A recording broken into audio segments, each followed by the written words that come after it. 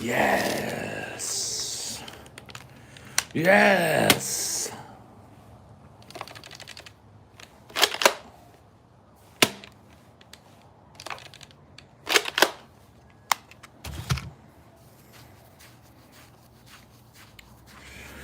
Yes. Hello. Hello. What you think? What it do? What it be? How it be?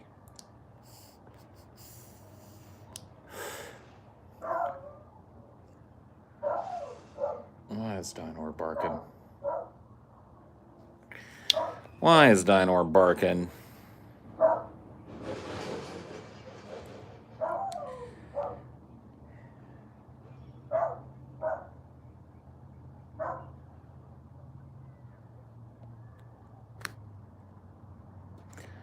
Haiyan and Mises are molding hard because apparently Haiyan isn't actually origin of language. Yes, he is. Dude, I did the side by side voice analysis. Dude, origin of language is trying to ditch his old fucking persona and become this new high-end guy, and it ain't flying with me, bro. I wasn't born yesterday. You don't just get to fucking rebrand. Nuh-uh. Dude, listen to those two dudes side by side. Tell me they're different guys. That's bullshit. High-end isn't fucking origin of language. Give me a break. I actually really don't care if he is or not.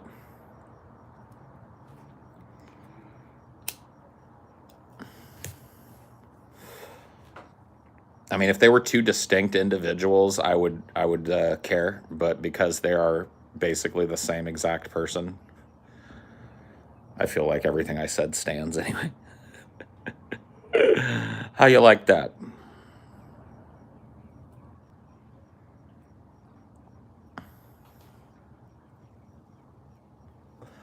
How do you like me now?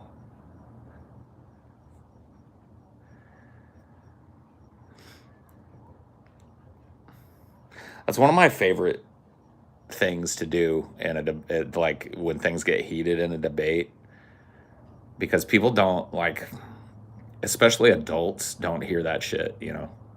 They don't hear another adult say, "I will pull down my pants and take a shit on you." Just, it's not something that people are confronted with, you know.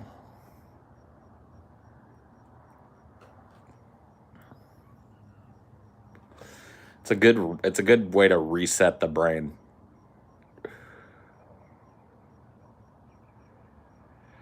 Origin cleansed his Instagram, huh? I would too if I were him. Booger muncher.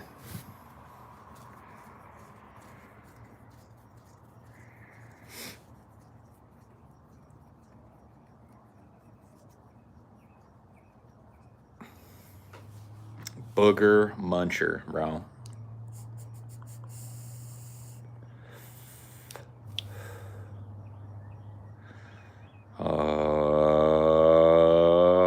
Shit. This dab pen.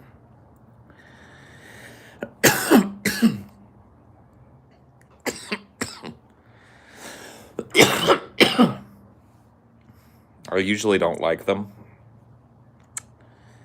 but whatever this brand is, fuck. It's fantastic. It's fantastic. Can I just say, fantastic.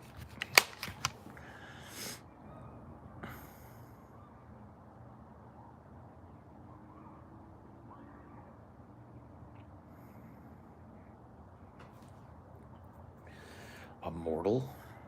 No mortal. I am no mortal. I am a demigod. Scrub J. That Scrub J was not having it.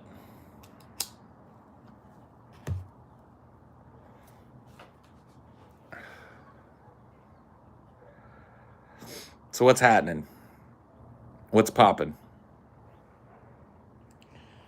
What's the news today, huh? Help me distract myself from all the bad news in the world by telling me all the good news in the world. Come on. What's the good news? Give it to me. Give me the goddamned good news. There's got to be some good news.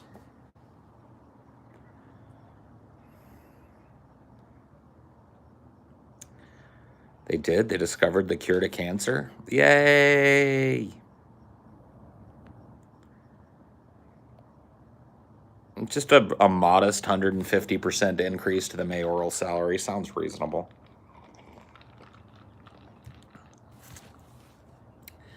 I'm sure that money couldn't be used elsewhere in your community for better, for better than just fattening the mayor's wallet.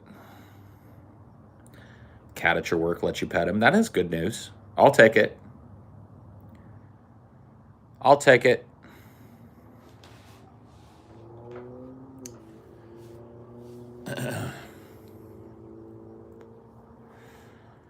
You made a discovery and you're going to publish. Hey, good for you.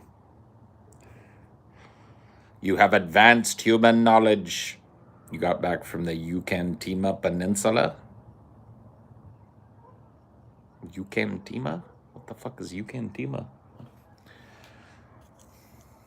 Yucatima? Yucatima my fucking balls?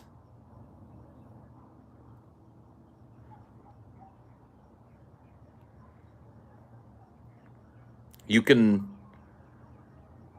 That doesn't work, dude. The Yucatima doesn't work, dude. Can't get me with no Yucatima. You can... see, but I mispronounced it. So I fucked it up for you. I said Yucatima, not you can eat ma. If I would have said you can eat ma, I would have known better. Yep, misread. No count, no point. No point. What up, dog? I've got some good news for you. Oh, yeah? This will cheer you up. Come on over. Come on over. I don't want to interrupt. I just wanted to drop this out. All right, fella. Wow. Never want to interrupt the Highdeology stream. Oh, no worries, bro. Never interrupting.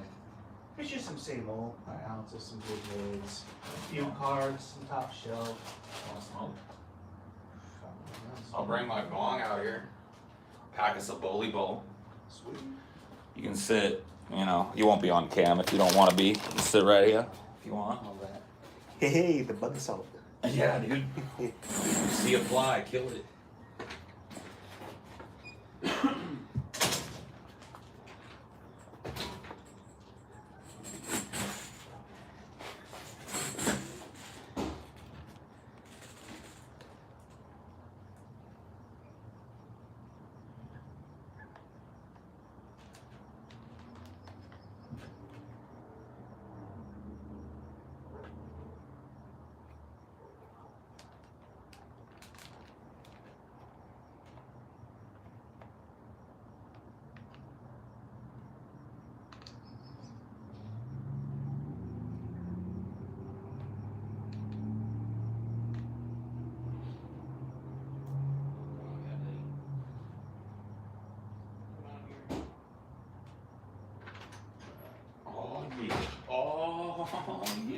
Oh shit.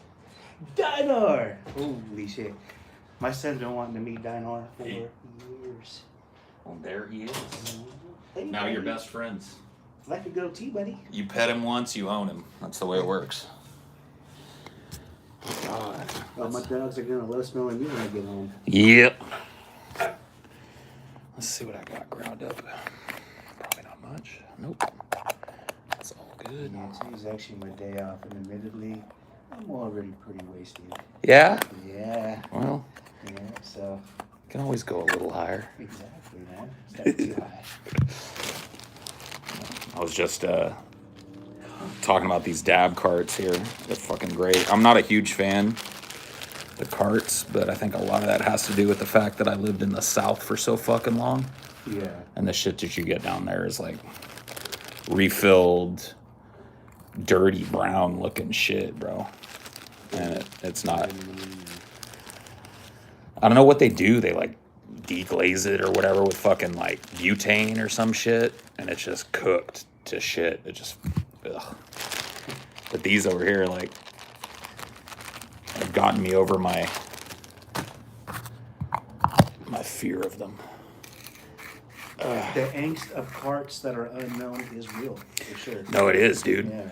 Dude, I smoked for a while. My guy down there had those dank carts. You know, that's not an actual company, right? Yeah, I know. It's just a brand that people buy off of the internet. They buy the boxes, they buy the carts, and they fill it up with Whatever the fuck is in it.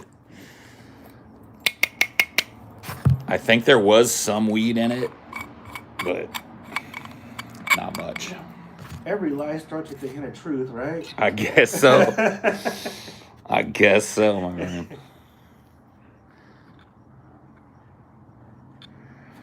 Cycle this bad boy, make sure I didn't overfill it.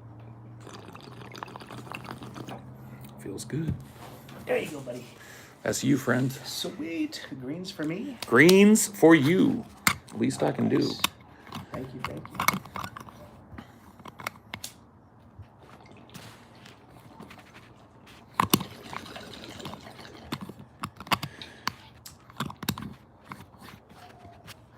That's nice. It's not a bad little No, it's a nice little rig you got there. Man. personal thing. I don't know. I had a big fucking like 3-foot bong back in Louisiana. I just gave it to TJ. I didn't want to travel with it. Yeah, I'm sure as you could guess, I got a few at my house. I can imagine. I've got this one called the Arctic Chiller, and it has a top piece that you put in the freezer, and it has like this gel that freezes to like negative something, and Bro, you could take the most monstrous hits you've ever had in your life. I load little ice in this and it helps. Dude, I can't even imagine that. I bet it chills you right out. Instant, yeah. I love it. No delay. I love it. Dude, I'm gonna have you show me how to use that. You know what? Fuck it. While you're here, I'm gonna go get it. That I fucking took a look at this. You brought me a thing, like a vape thing. Oh yeah. I have no fucking clue what to do with it. Those are new. Honestly, I don't know if I do either. Really? Let's see it. Yeah. Let's see what you figured out.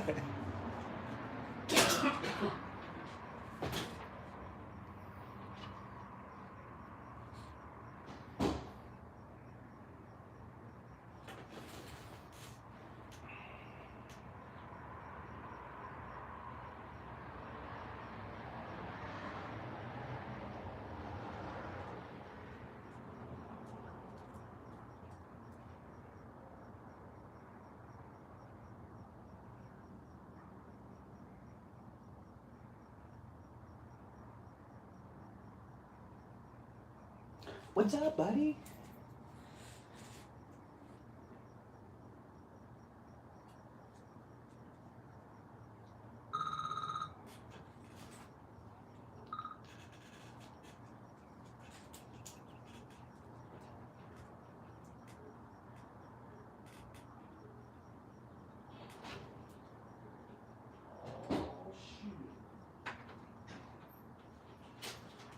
Want a glass of water or something, bro? Yeah, if you got something Yeah, else, like sure. anything, it doesn't matter. I'm simple. No worries, I got you. Yeah.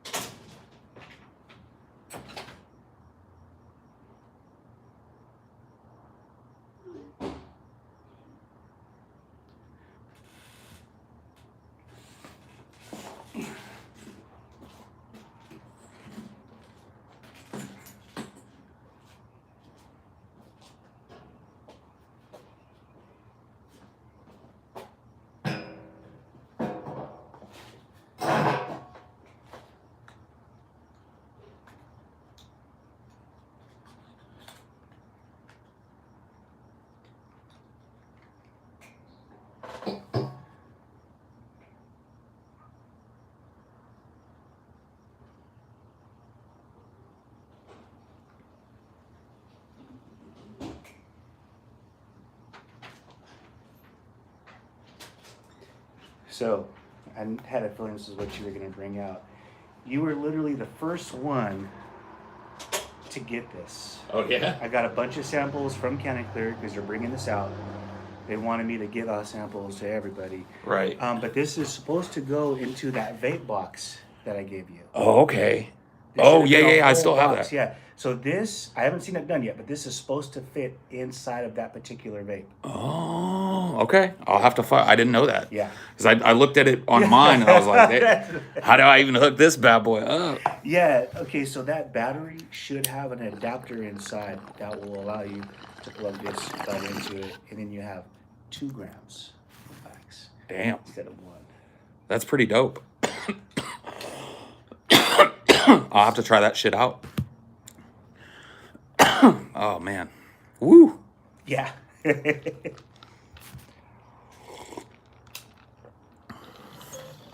The weed fairy.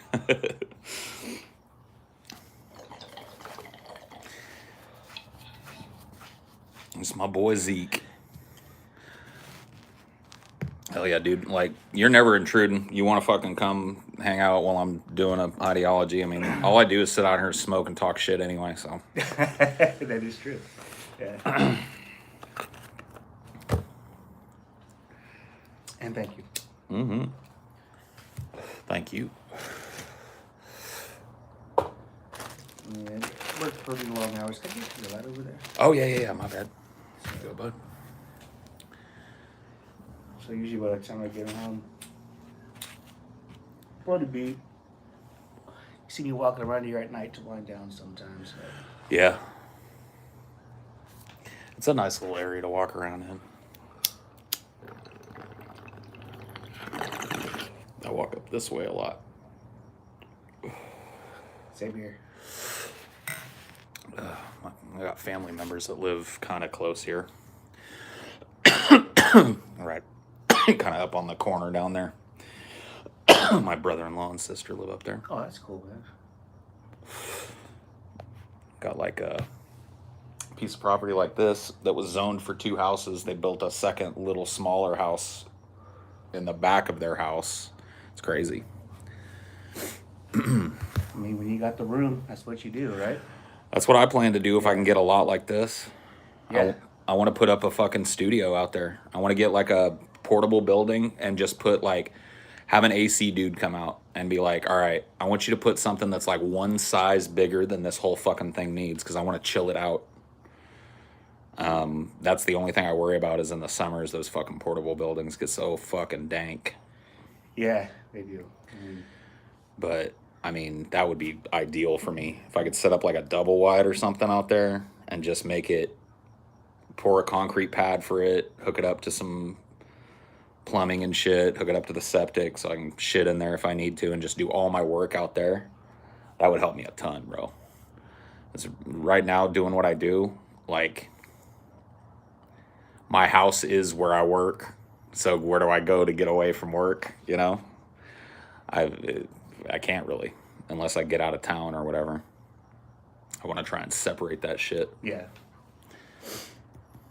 Yeah, it is nice. I've got a shed on my property. It's not AC, it's just for storage, but it's pretty big. Yep. I have a thermometer in there and it's like 116, 117, 120 with no insulation. But as long as you get an AC put in, I mean, it'll be fine. Yeah, I want to chill it all the way out.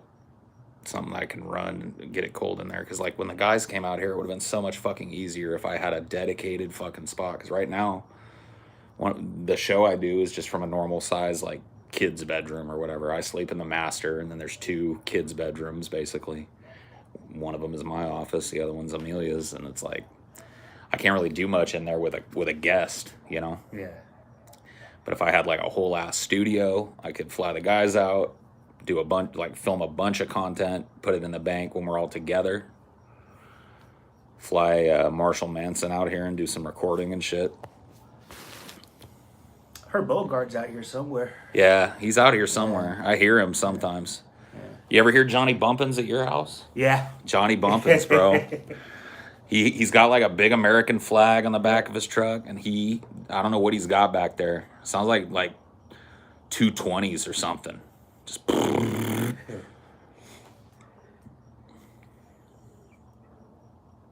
Well, I tell you what, man. That bong did it for me. I think I am pretty good. Yeah. Yeah.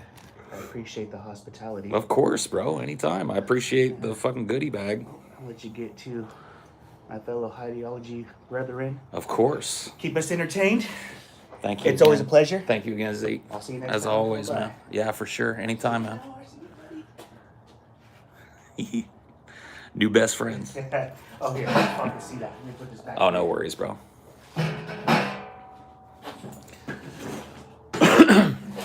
You have a good one, man. You too.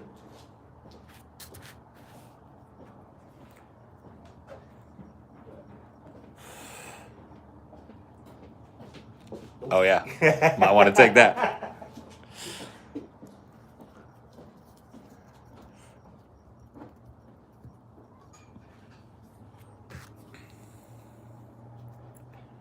Dust out this bong.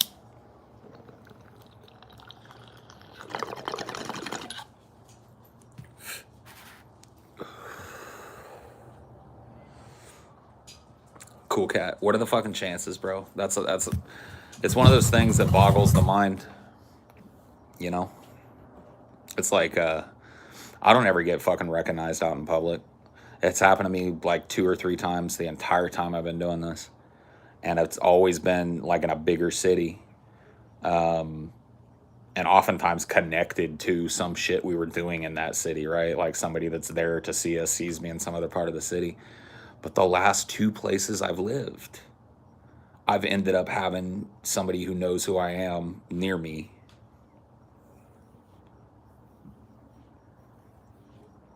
It's just crazy. What are the chances of that, you know? The odds can't be good. So, you know, maybe I should play the lotto or something next time I move. Small world indeed. You know, like I'm a low mid-tier YouTuber too. Like I ain't no big fucking name on TikTok or whatever, or Instagram or whatever, but I still manage to bump into people who know who I am and shit. It's crazy. The stoner magnet, yeah, that is true. I do believe in that. I do believe like finds like, you know what I mean? And we stoners have a connection. And that oftentimes that connection results in some magnetism that draws a stoner to a stoner. I know that's true. I know that can be true.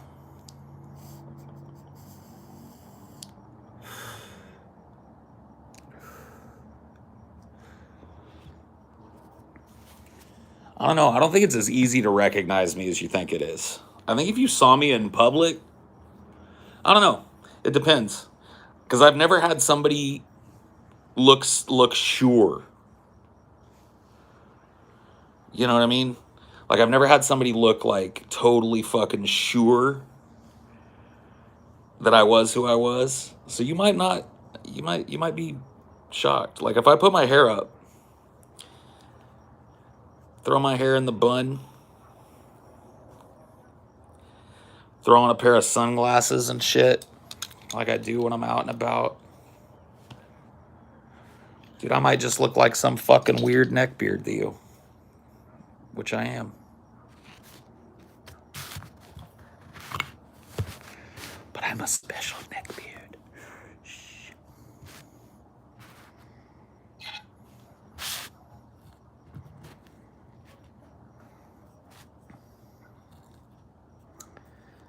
What you don't know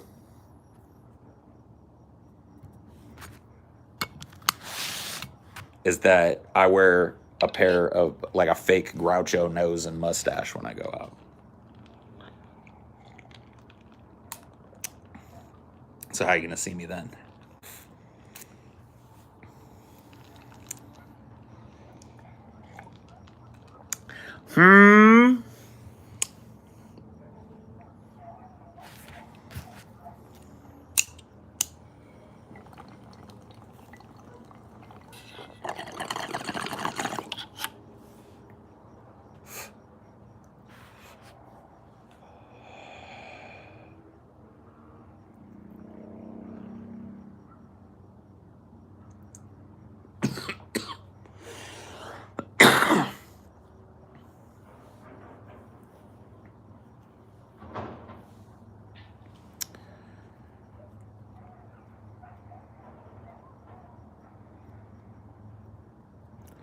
Just look for the long-haired stoner. Yeah, there's not a billion of those out there.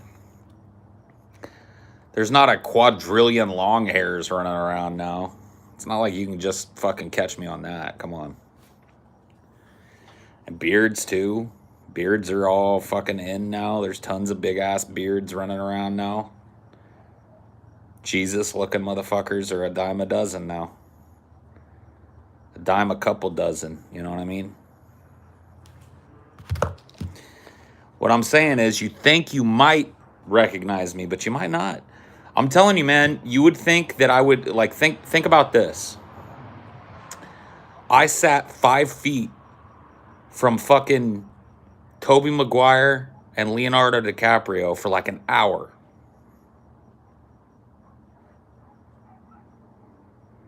Didn't see them. They were laughing at my drunkenness and shit, and I didn't even pay attention to them. It's like you see somebody in real life that you've only seen on the screen.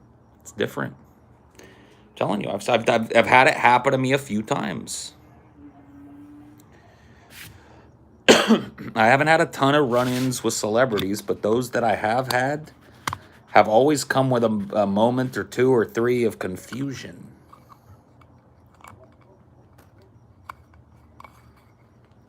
Yeah, my water's fixed, bro. My water is fixed. My water is fine. For now.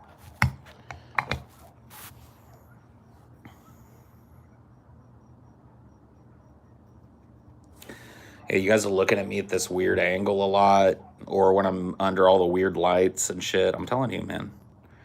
You may not know.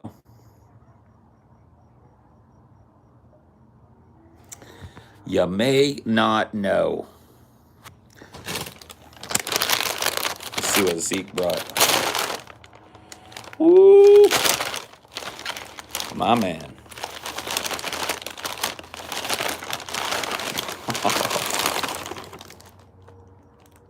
Slap bars.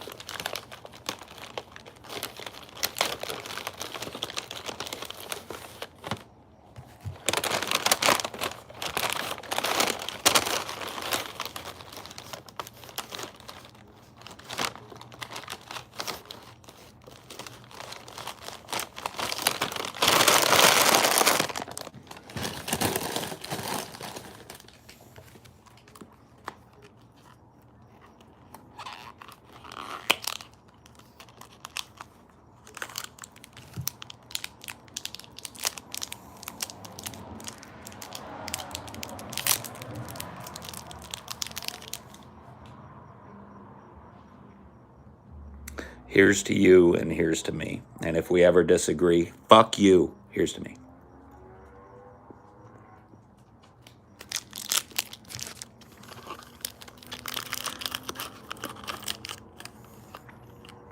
I'm about to go to the moon, baby.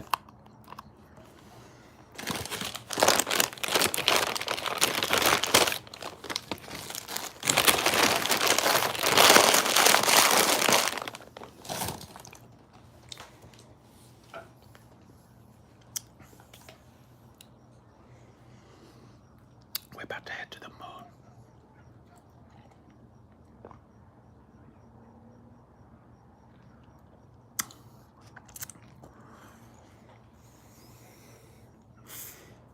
$40. Mark it on the calendar. T-minus 10. Hello, baby. You showered your way through Zeke's visit. Oh, yeah. Zeke brought another bag of goodies. I invited him up here and we smoked a bowl or two together here. Yeah. Chilled for a minute. He's a cool cat. You know how I can tell he's cool? Dinor liked him. Oh, yeah. You barked at him earlier, though. Well, when he was back here sitting, Dino ran up to him, sniffed his hand once, and then was all trying to get up in his lap. And Dino knows, dude. I've had Dino not get around people, and dude, he's a good judge of character. Yeah. He's not somebody that'll just run up to anybody, as much as it seems like he is. If he sees I trust somebody, he's okay usually. But even then, Is he like giving you any like hairs on your arms from like a stranger or something? like, Like someone you're meeting for the first time and he happens to be there or whatever? not really like that intimate, but there was a dude back in the first apartment that I had when I moved to Texas, the first place he lived. And he had this dog, and he was the only guy that had a dog on our side of the apartment that we ever saw.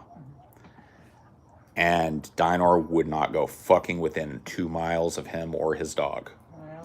He did not like that guy. So we didn't, like, sometimes the guy would have his dog when we saw him, and I'd just keep Dinor on one end of the lawn and blah, blah, blah. But that guy always tried to be friendly with me. But Dinor reacted to him differently than I'd ever, because he was still a puppy, pretty young at that time, but still, I had never seen him get like that with a person. So, That was Dinor's one hated. well, I mean, there's been other people too. Like, I'm trying to remember. Like, I remember I took Dinor over to a 4th of July thing one time. And somebody was, who was it? I can't remember who it was. There was a dude there that was like a friend of the family. It wouldn't go anywhere near him. Like, that was not interested in being in his zone at all. I don't know, dude. Dinor's got a little turkey timer.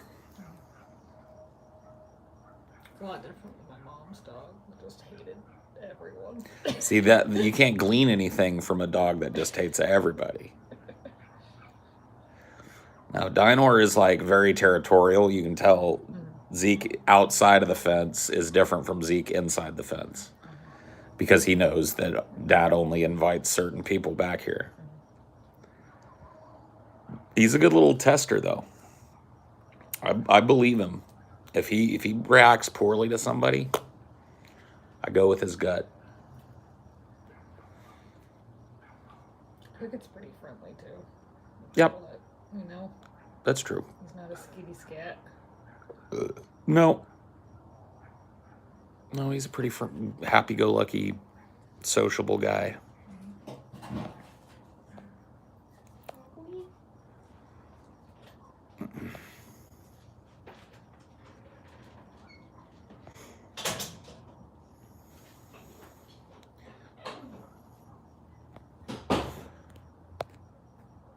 The wheel in the sky keeps on turning.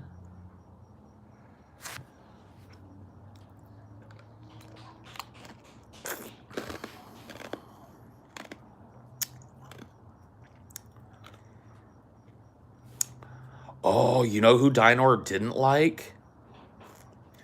Dinor didn't hate him because he had to be around him quite a few times, but Dinor was not a fan of Zandalar Cryptoduceus Esquire, dude. I knew you were going to say that. Yep. Dinor was like, he would let him pet him and stuff, but Dinor would never go to him, never wanted to be up in his lap. He was like never pestering him. I tell you who Dinor loved? Galen. Oh, yeah? Oh my fucking God. Dinor was all over Galen.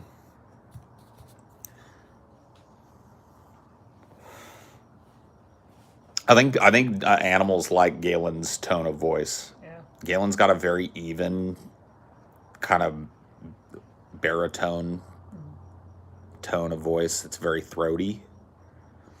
And I think animals are calmed by it.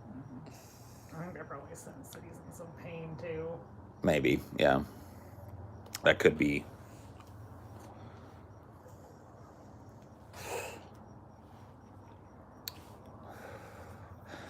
But as far as like taking to people goes that aren't like living with him, I've never seen Dinor take to somebody like he took to Chelsea.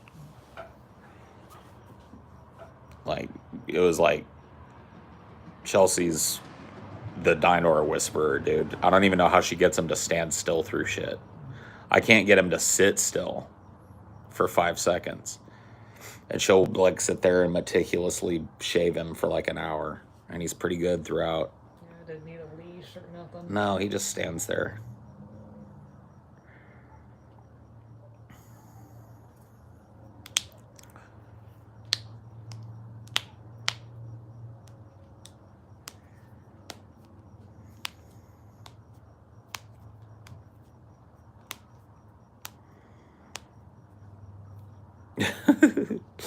Dude, that's such a depressive thing. Like, you're like, oh, Chelsea's such a good person. It makes me feel horrible about myself because she's so much better than me. It's like, dude, what? Well, you got to use the opportunity to compliment somebody else to cut yourself. Don't be cutting yourself down. There's no need. It serves no function. You can be critical of yourself, but criticism requires backing evidence to be worth a shit. Dude, this is me dipping into some fucking therapy shit that I learned. Because I still am, but dude, I used to be the most down motherfucker on myself that you would ever met. I would routinely make people uncomfortable with how low I would cut myself. And I would find any opportunity to compare myself negatively to other people that I thought were better than me. It was like I don't know, like a tick or like a fucking learned mechanism. Couldn't take a single compliment or whatever. Fuck no. I still am real bad with compliments. I don't like them. But I used to be completely incapable. I would argue with, like, not argue, but I would, like, undermine whatever a person told me that was good about me. You know, somebody would say something like, hey, Paul, you're a really good friend. And I'm like, dude, fucking talk to so-and-so. You know what I mean? They won't tell you I'm a good friend. You better just be wary of everybody, including me. You know, that type of guy that takes a moment that's supposed to be, like, nice and turns it into this paranoid dystopian, you know? And so, anyway, my counselor worked on it with me. What he taught me was, well, what he said to me was, and I called bullshit on it, and it over multiple sessions too. It took him a while to fucking break through my wall on it. But he told me, self-deprecation is worthless. And I immediately was like, no, you're wrong. I was like, sorry, you're wrong. I was like, dude, I've just seen it work for me so many fucking times. You know, like, it disarms people. It makes people laugh. It's a good way of, like, getting around people's social barriers and kind of breaking the ice and blah, blah, blah, blah, blah. And he said, I didn't say any of that wasn't true. I said that to you, it's worthless because you can do those things in other ways. He said, are you telling me you're incapable of meeting somebody without insulting yourself and coming off well? And I said, well, no, I'm not fucking incapable. And then he said, then shut up and listen to me. To you, self-deprecation is worthless. It's useless. It serves no fucking purpose. Argued more and more. Got into the whole difference between deprecation and criticism. And I really, as a grown-ass man, didn't know the difference. There's a lot of fucking young people that don't know the difference. I will have people literally shit on me with the most insulting ad hominem type shit that you can fucking imagine. And then turn right around and tell me that I can't take criticism. That's not criticism. Criticism is backed by facts and evidence and argument. And if you can't supply that shit, you're slinging bullshit. See, I had to learn that. I had to be taught that by a dude that was wiser than me. Because I used to think the same shit. I used to think calling somebody a fat fucking loser was criticism. No, that's deprecation. There's a difference. And once I learned that difference, I stopped doing it to myself so much. I didn't stop completely, but I catch myself a lot.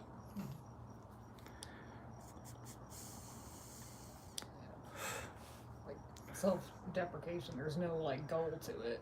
You just say like I suck, basically. And Right. There's no like moving forward. And even if there is a goal to it, there are other ways to accomplish those goals. Because my argument at first was, no, I've used it a bunch of times to break the ice with people. People think I'm funny because I do it. He said, so you're telling me every joke you tell has something to do with how fucking fat or stupid you are? I was like, no. And he's like, you don't need it then. It's useless. Because another thing he taught me was it reinforces depressive misconceptions that people have about themselves. As much as you feel like you're joking, it's a way of subconsciously cutting yourself down for being a bad person or whatever. I just mean like there's no goal too. It's like, 'cause you can't take that self-deprecation and like, oh, I'm gonna make this better, because it's not based in facts. Exactly. It's either not based in facts or it's based in irrelevant facts. Shit like I'm fat, okay, and me and a fucking billion other people. So what's that got to do with the price of rice in China? You know what I mean? All these little things that people are so fucking awful just to themselves. It's a wonder that they're not worse to each other. And it's widespread, man. People are taught that humility is the same thing as self-deprecation. Like people think that not taking a compliment is somehow humility. That's not humility. Humility is remaining grounded in the face of people's praise. Remaining humble. That's humility.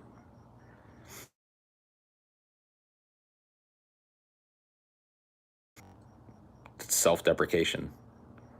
Two different things.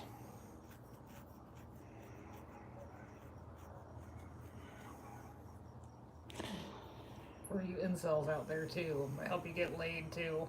What? To not be as self-deprecating all the time. Yeah. I mean, it turns out, and I've had to be told this by partners,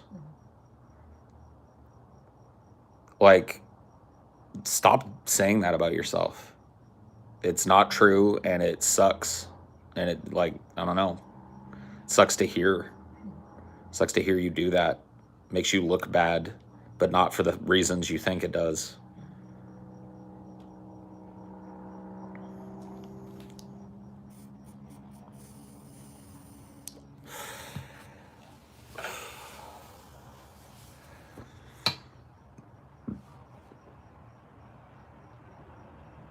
I've had the same thing said to me. Yeah. Well, good.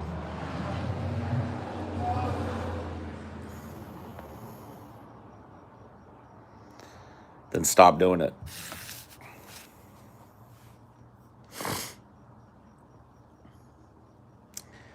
Do yourself a favor and stop doing it.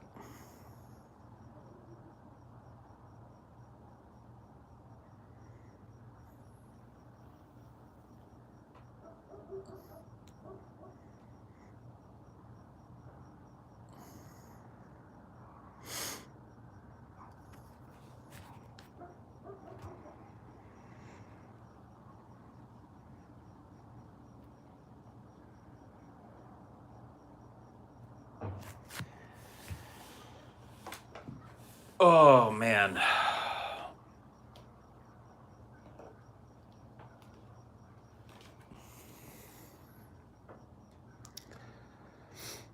I want to have a Filipino midget run track on my back. Yeah, it's that kind of day. Yep. Just like stomp it, do a whole fucking dance back there, just fucking tap dance on it. Or like a giant Swedish chick with arms like tree trunks to pound on me. Just pound on my back. Yeah. Patrons only content. Paul finds a Filipino midget to dance on his back. Patrons only. Too hot for Patreon. We'll have to put that on our newly announced OnlyFans.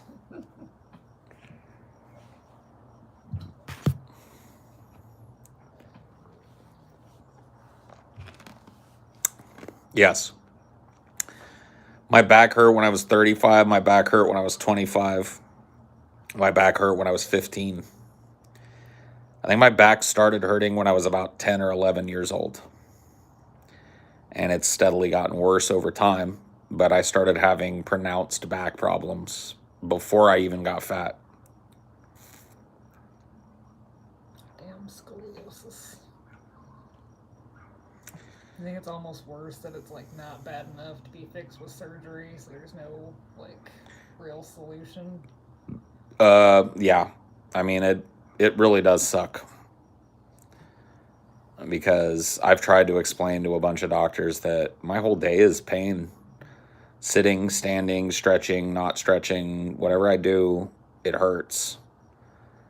But, you know, it's one of those things. I don't know that I would want surgery anyway. I'm pretty skeeved by back surgery in general. I just meant like not having an easy solution. Yeah. I mean, there really isn't one.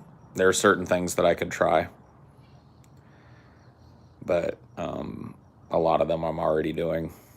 Stretching, yoga, design, the poses that are centered around spine flexibility.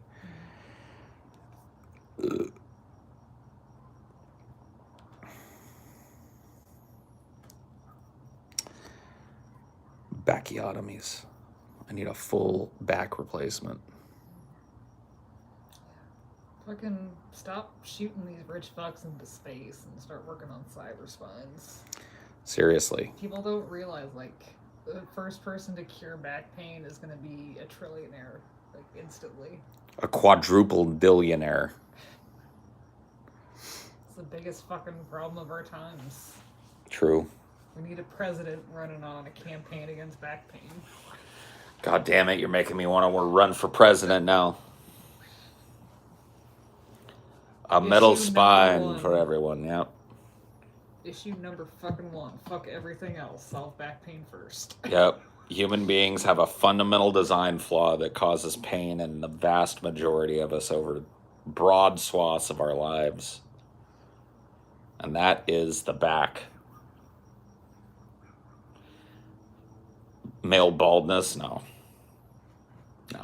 There needs to be baldies. Back pain would speak to everyone. Yeah.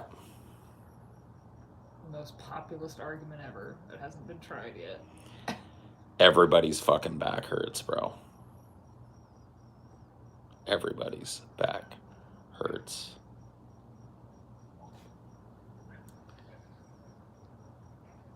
I have no backbone. Man, I wish that was true. That'd be nice.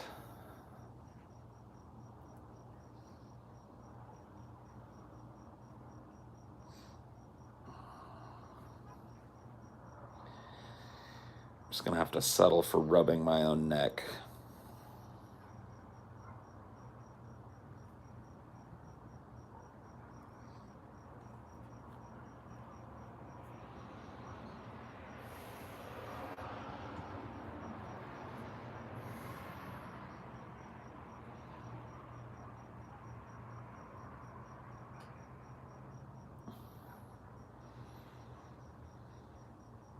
don't know why that feels so good, like pinching right there at the base of your spine or the base of your skull. Those muscles right there. That's where the socket goes into, or whatever. Ugh.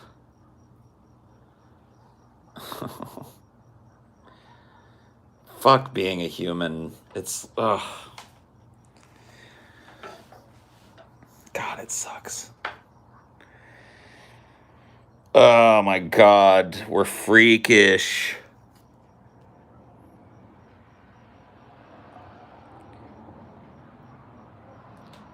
I mean, as creepy as it is to think about people walking on 4 legs, probably everyone would do a lot better. True.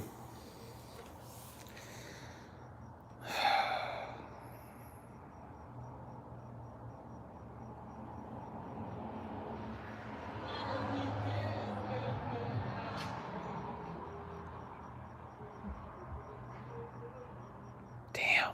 Johnny Bumpins tonight was like playing some fucking R&B, some smooth shit.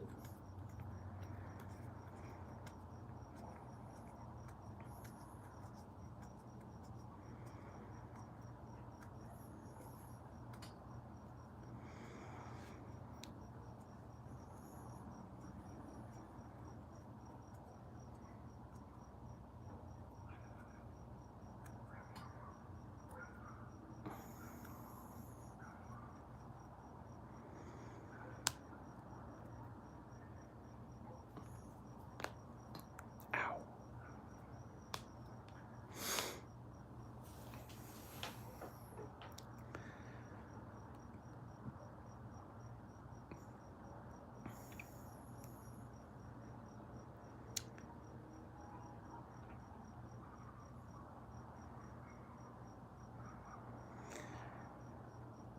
Do you ever feel like human beings are like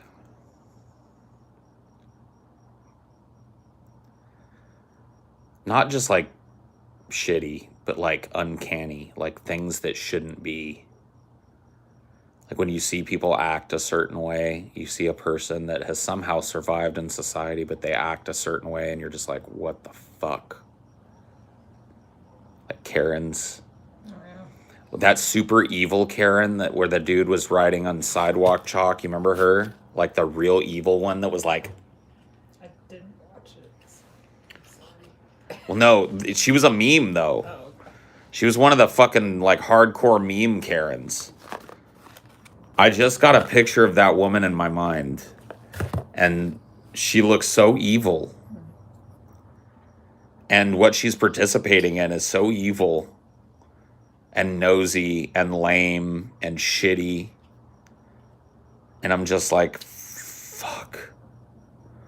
If there's one of her, there's like there's at least 200,000 of You're talking her. about like that lady that was like pouring paint on like Black Lives Matter things on the sidewalk. No.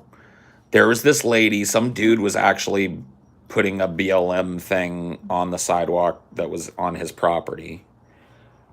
And this lady and her husband came walking up and were like, excuse me, do you live here? And this dude's like, who the fuck are you? That's none of your business. Well, and this lady just, the look on her face was just, I don't know. I don't even know how to describe it. It was just like pure fucking evil.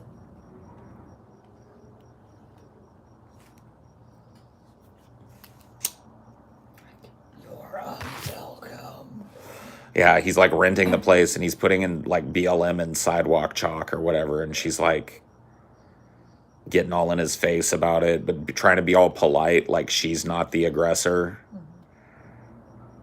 You will not be assimilated into the hive. Or I see like men like Tucker Carlson exist, and I'm just like, fuck. Or like Mitch, the fucking rotting hand McConnell.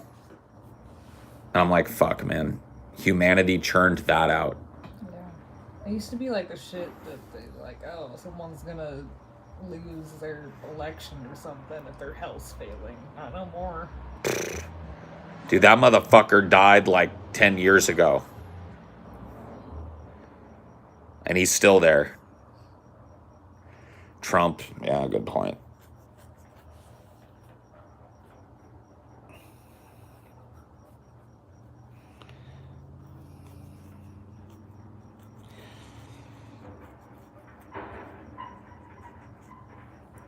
I truly believe that there's some people that are like misery vampires.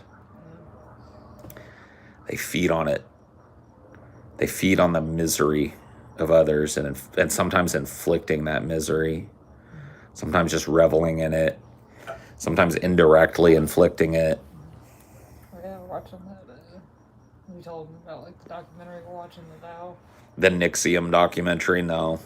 I haven't really talked about it with him, It but just seems kind of connected because he seems like a misery feeder. oh yeah.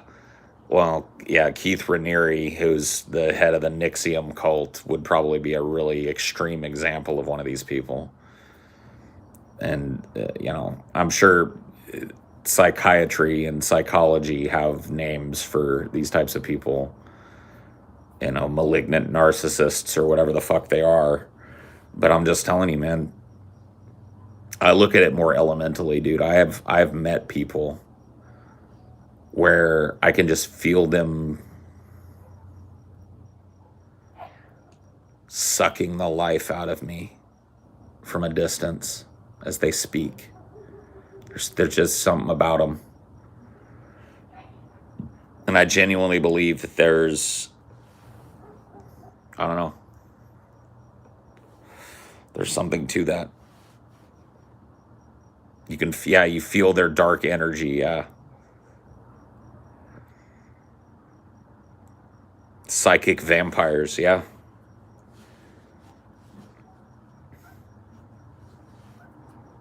My father, oof, that's personal. But maybe, yeah, kind of.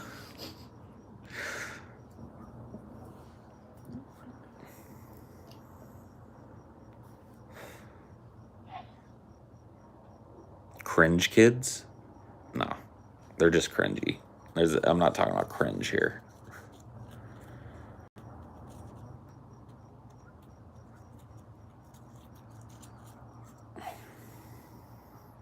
Somebody's sneezing.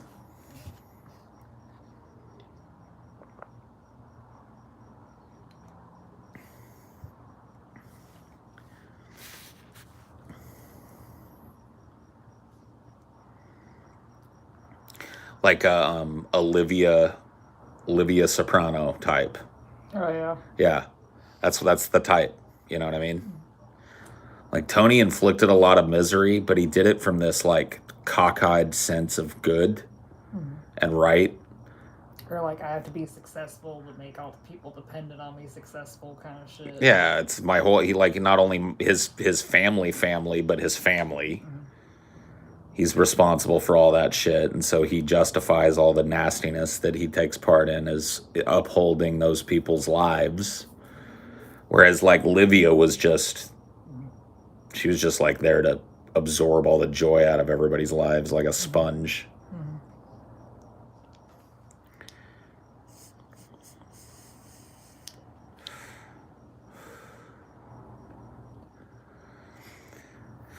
I don't know if Tony was always well-intentioned. I don't think you can give him that much fucking leeway. But, Tony had some kind of warped sense of fucking morality. And the times that he subverted it made for some of the more interesting parts of the show. But the way that Livia Soprano is portrayed in the show, she's just his mother. She's just like, when people are happy, it makes her angry. And she wants to find a way to remind them that there's no reason to be fucking happy. Or like when her grandson came up to her, she's like, yeah, fuck it, life has no meaning. Yeah, let me tell you something. You die alone. It's like fucking... It's like 12 or something. Yeah. It's like, thanks, Grandma.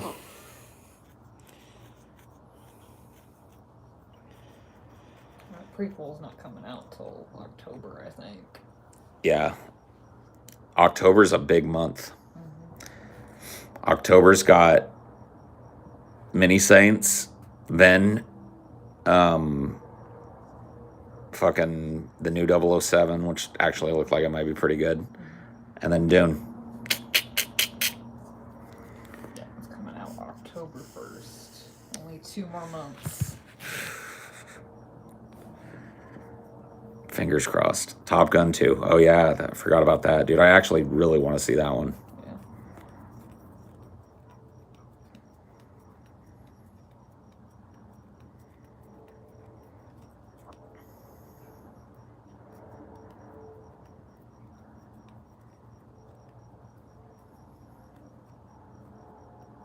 Top Gun's November. Oh, it is? Yep. Damn. Got some good movies coming out, hopefully.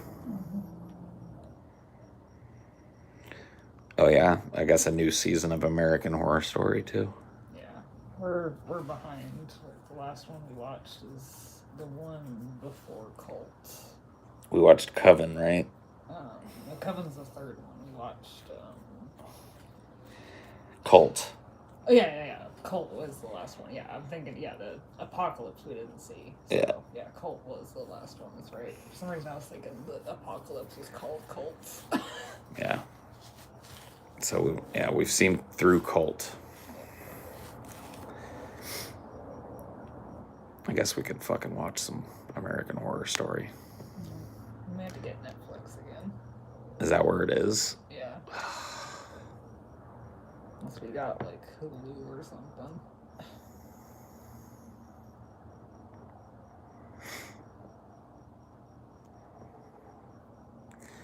You only liked Coven. That's a very unpopular opinion. There's a lot of people that don't like Coven. I mean, Coven felt like it was made with more of a female audience in mind. Mm-hmm. It was enjoyable as a dude, but I don't know. I kind of feel the opposite. I feel like if I had to destroy one season of that show and have it not exist, it would easily be Coven. Mm-hmm. But that just goes to show you different strokes. Yeah, there was just something about it that... I'll tell you what it was, and this is fucking gonna get me in trouble.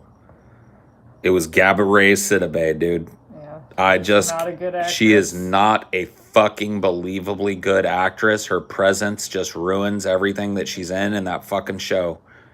I hated her character. God, I hated the very few times that we saw her like in Freak Show. Mm-hmm. She was like, who was she? She played like a little bit role. She came back in Hotel, remember? She was in Freak Show too. Yeah, was she? She visited fucking what's his name? Oh yeah, that's right. Oh yeah, because she was her mom was the maid. Right. Yeah, that's right. Yeah, that's true. Yeah. And but there was so little of her there, and she just gets killed. Yeah. Or something, and that's fine. But like the fact that show was so centered around her, it's just like, oh God, no.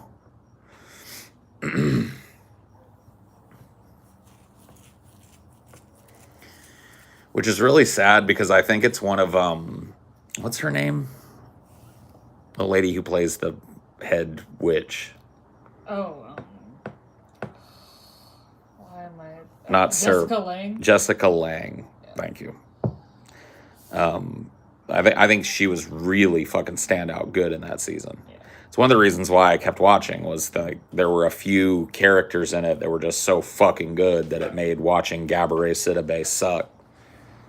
Okay. Mm-hmm. But I thought that like Gabourey sucked, and I thought that like the main witch chick didn't get interesting until way late in the season. Mm-hmm.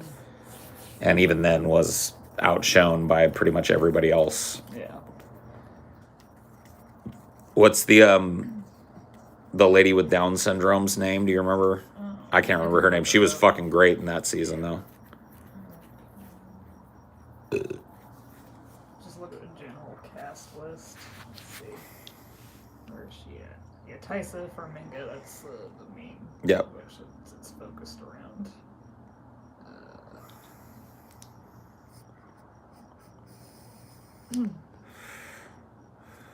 want to find her name. Let's see.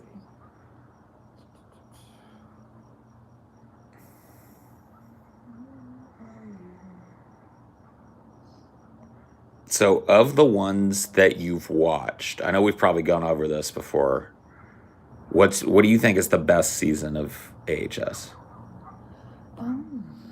Like the one you think is the most enjoyable, best characters. I'd lean towards Asylum. Asylum is really good. Yeah. You're right. Asylum is really good. There really isn't a character in Asylum that doesn't work.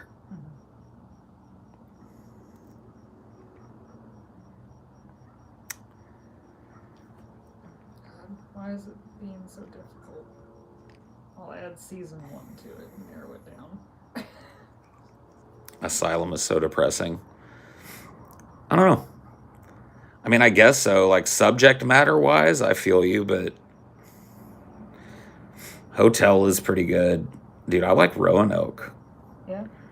I think it got a lot of hate, but I think of all. I don't think it deserved it at all. I think of all the seasons that I've watched, I was most consistently surprised by Roanoke, which is interesting. I really like Hotel though too.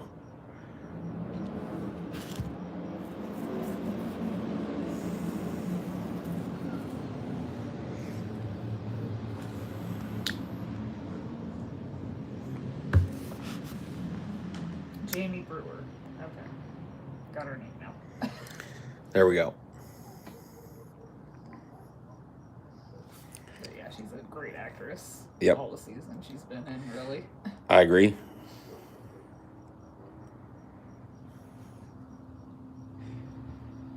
Apocalypse has a really good story. See, I haven't seen it yet.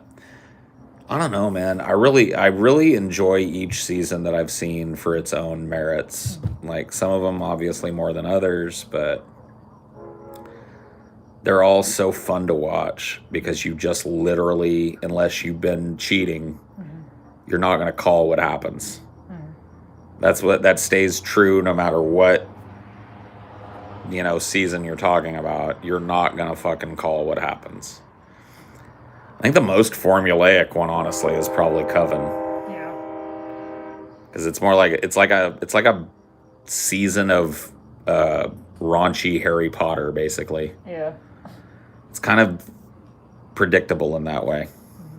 I mean, there's definitely some shit in it that you would never fucking predict, but the overall arc. Right, it's like, the witch that, she's kind of in charge of everything, but somebody needs to fucking knock her off the throne or whatever because she's a little evil.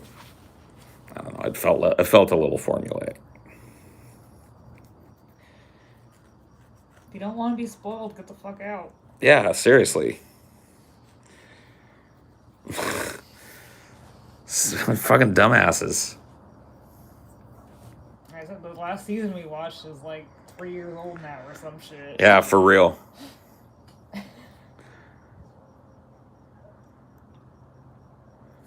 Question mark? I hate people I hate these wait a minute, spoiler, dude. I hate these fucks. I hate spoiler fucking people. I've never been spoiler averse. I feel like even knowing spoilers, if the show is good, knowing spoilers doesn't matter because of the journey to getting there. I tend to agree with that. There are certain experiences I've had, mostly with movies, where I would not have wanted to be spoiled because they were just so unique, seeing the movie for the first time, experiencing it for the first time, and not really knowing anything about it. But there are times where I've been spoiled the fuck out of and still really enjoyed movies too, so. Yeah, like you got all sad when I said I already knew the ending to Fight Club, but I still enjoyed it. Yeah. I guess it's too much to think that, you could avoid the memes about Fight Club. It's just kind of sad.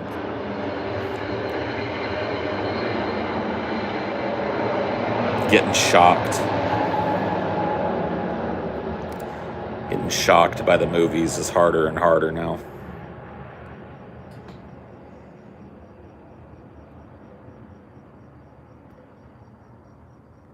Yeah, sir, dude, turn off your whole fucking internet if you're worried about a spoiler, for real. There's certain things just soak into the ether of pop culture. Yeah. Like Soylent Green, I think has been spoiled for almost everyone. I've never seen it. What's the... What is Soylent Green?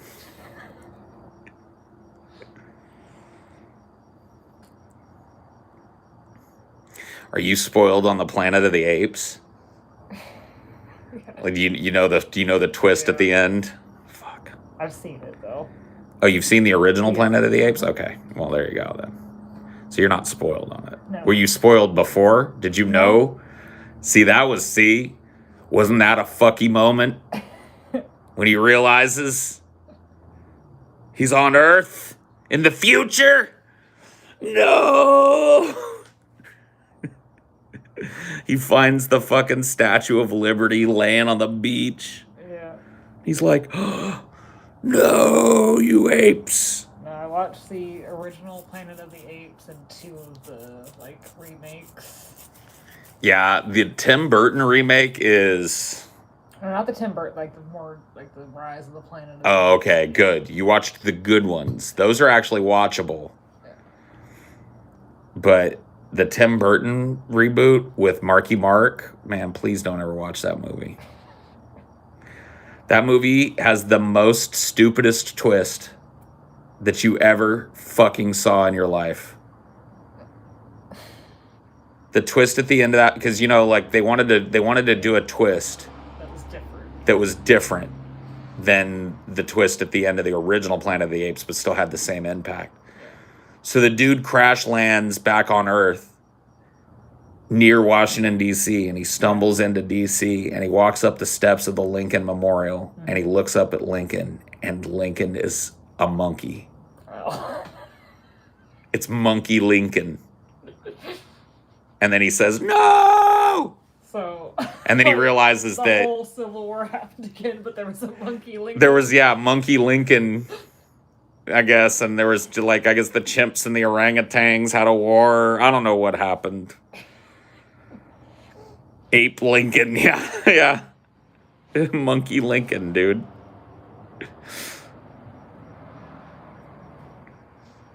The Happening has the best twist.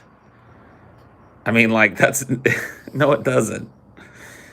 Dude, there a lot of movies that, like, M. Night Shyamalan had some good twists. But if you get spoiled on them, then you just may as well fuck off about the whole movie. Like, The Sixth Sense or whatever. Like, once you know, you know. I caught, like, the tail end of Sixth Sense because, like, I had to go into a different classroom or something. They were watching the very end. So you just got spoiled out.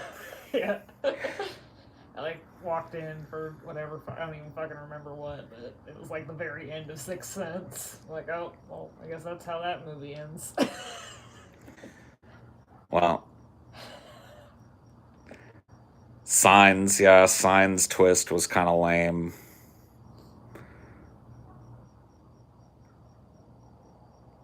I don't know, bro.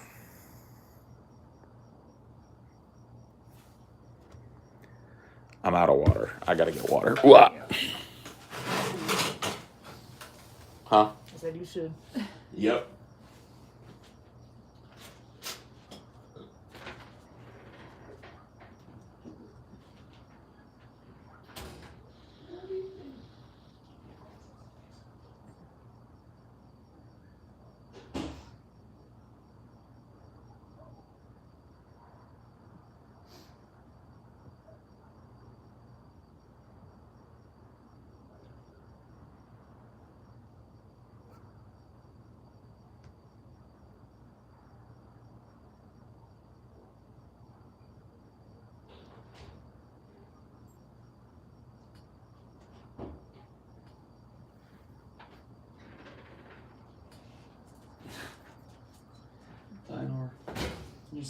You're so weird.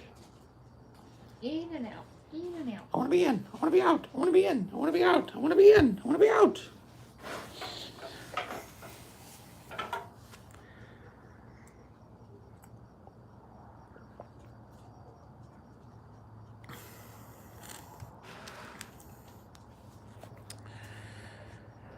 Oh.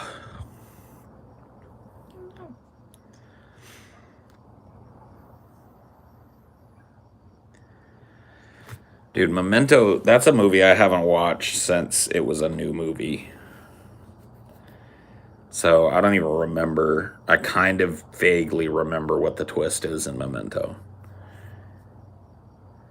Thank you.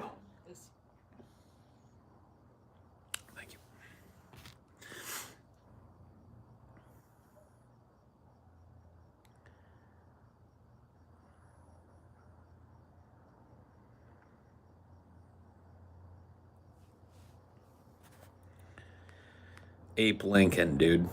Imagine. Just imagine. I guess you don't have to imagine. Just go watch it. Ape fucking Lincoln.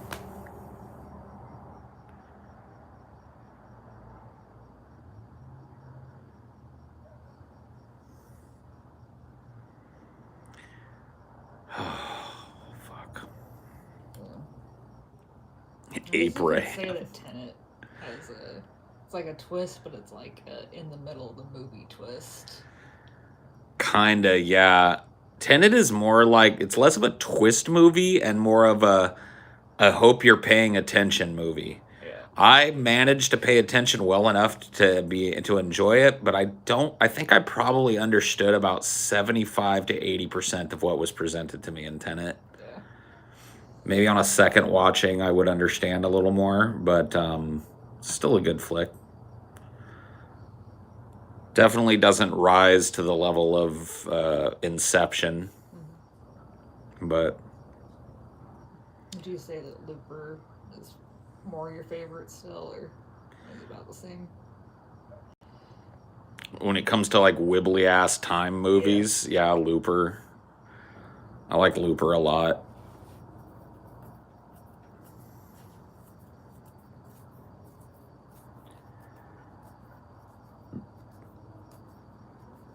I'm trying to think where it is that Looper. I think the reason I like Looper is because it actually makes an effort to not run into those like time paradoxes, at least until the very end. Yeah. It's pretty. I was about to make a whole declarative statement, and then I remembered the end of the movie.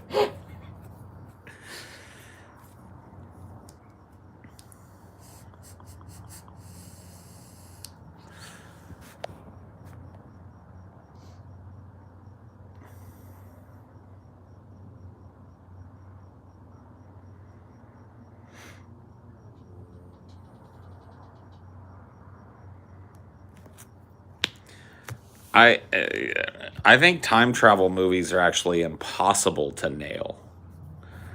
I think that every time travel movie is going to give anybody with half a brain in their head at least one big giant what the fuck moment. Mm-hmm. They're going to go like, whatever. I mean, okay. Yeah, it's impossible to not have some plot armor paradox or whatever the fuck. Yeah. Now, Tenet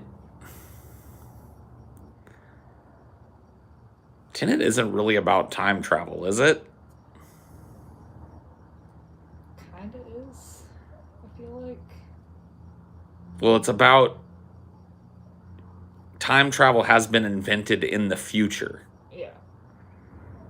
And some people have smuggled some weird ass time travel gear back. Yeah.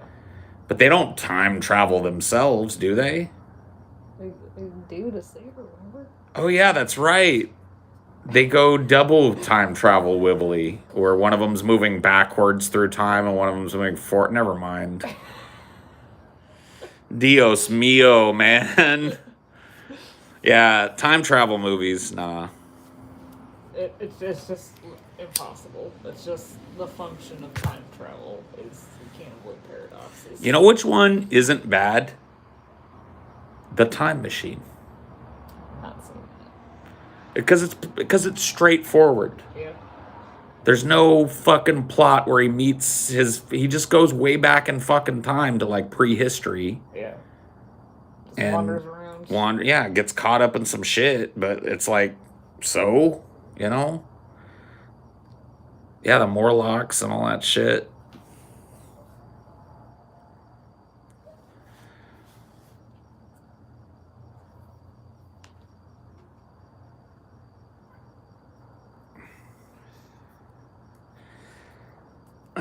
Dude, I'd have to watch 12 Monkeys again.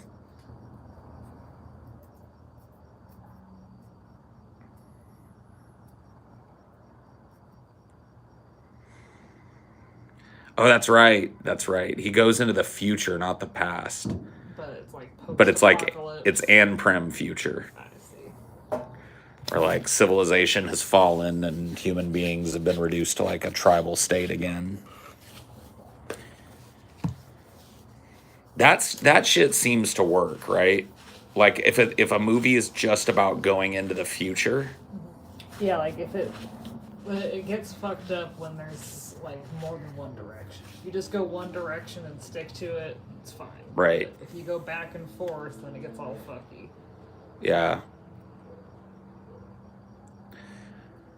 Have you ever read that Michael Crichton book, Timeline? Dude, when you're done reading the one you're reading now, I own it. Go dig it out of my books. I think you'll enjoy it, but the time travel logic is very weird. Yeah. They do it like it's not even time. Like he steps around it by doing it's not time travel. It's dimensional travel. It's like traveling to a dimension that is so close to your own that it's, you know what I mean, indistinguishable or whatever. But you're not actually. But whatever. It's still wibbly as fuck. The movie sucks, unfortunately. Otherwise, I'd just say we could watch the movie. Yeah. Same as it was Sphere. Yeah, Sphere is a bad movie. Good book, I think. Yeah, it was really good. It was a bit extra with all the like showing what was on the screens and stuff, but Yeah, I remember like the weird alien gobbledygook or whatever.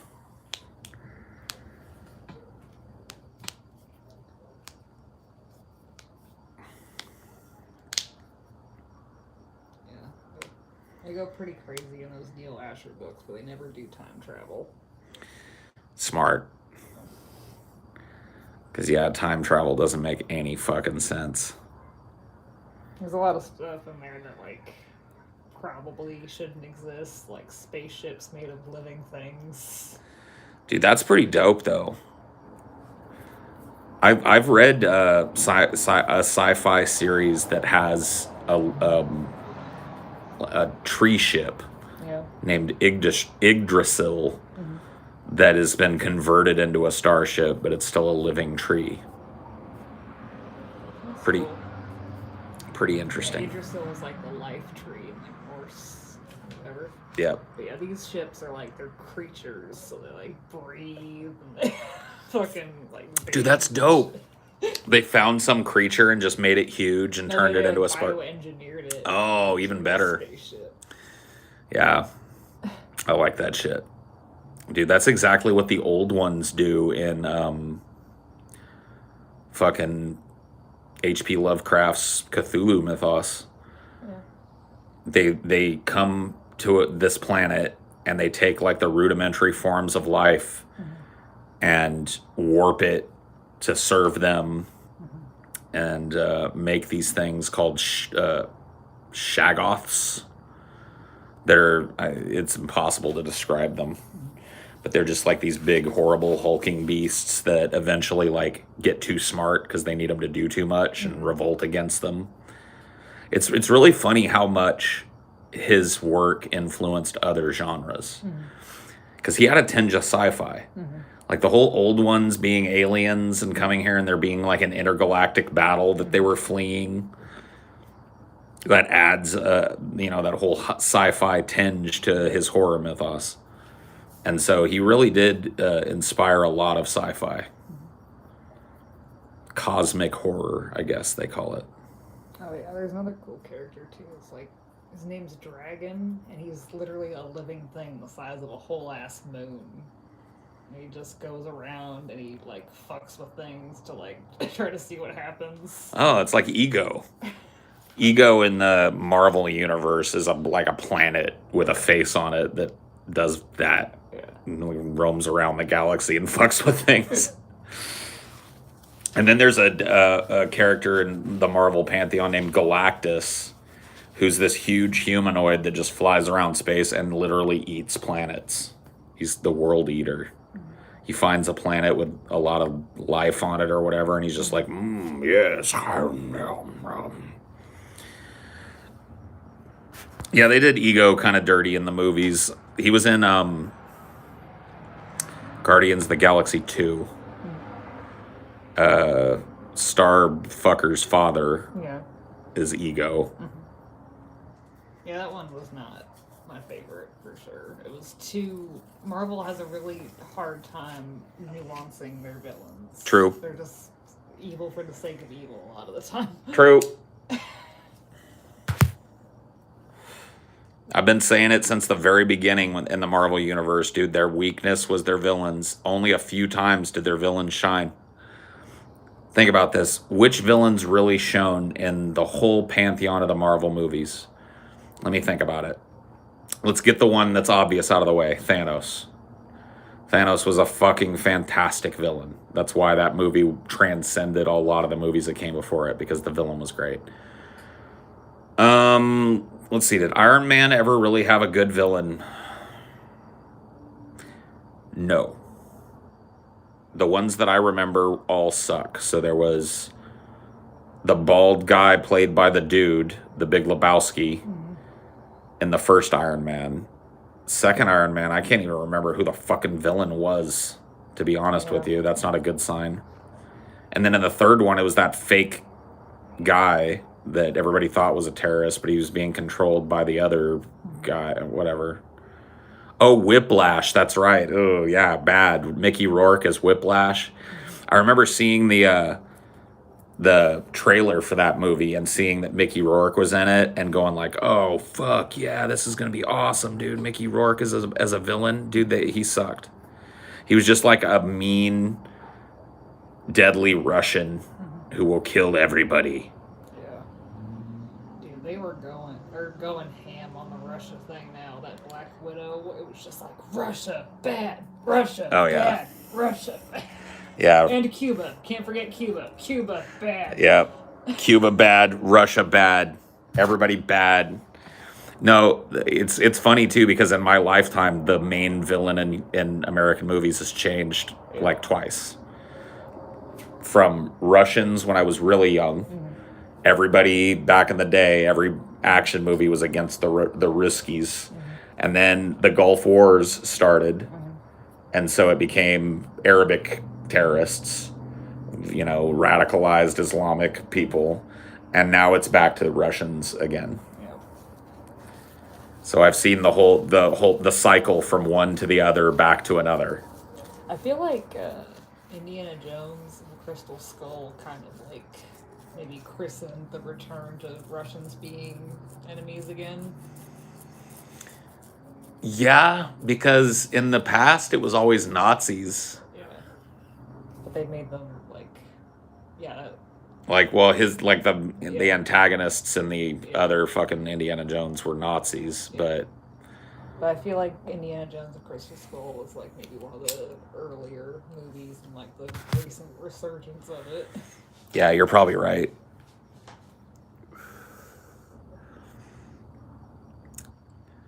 But it's definitely back in full swing now. Russia bad. Hey, guys, did you hear that Russia bad? I think, even Tenet was Russia bad too, wasn't it? It was. Yeah. Or Ukraine, or whatever it was.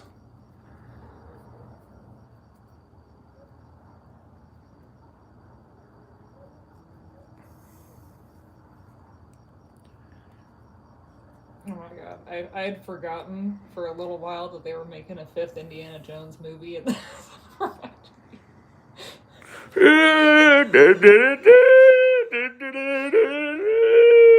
Oh my god. Why? Yeah, dude, they were making it, and fucking poor ancient ass Harrison Ford hurt his hip and like had or broke his arm or some shit, and they had to delay the fucking production of it like 8 months or something while he fucking recovers and does physical therapy and shit. And it's just like, why do you have this old ass man even doing this? like, they brought him back for Star Wars, but then immediately Yeah, got him off of Star Wars. Yeah, they didn't give him much to do in Star Wars, and then they got rid of him. And man, just let the fucking, because here's the thing, man. I now have this weird divide in my mind where it's like I've watched my heroes who, by all like fucking, they should never die. My heroes should never get old. But I've seen Indiana Jones as a young man. I've seen Han Solo as a young man. And now I've seen them both as shambling old men, and it's fucked. It's fucked me up. They were not supposed to come back. But they couldn't let these franchises just move on.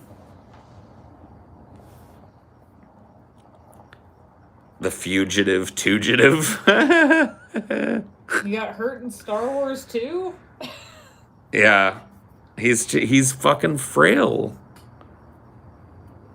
He's ancient. Yeah, they gotta have like, what do you think's a good cutoff for an action movie? Like 40? Nah. You could be like grizzled 50-year-old action star if you're in real good shape, 50. But once you 60.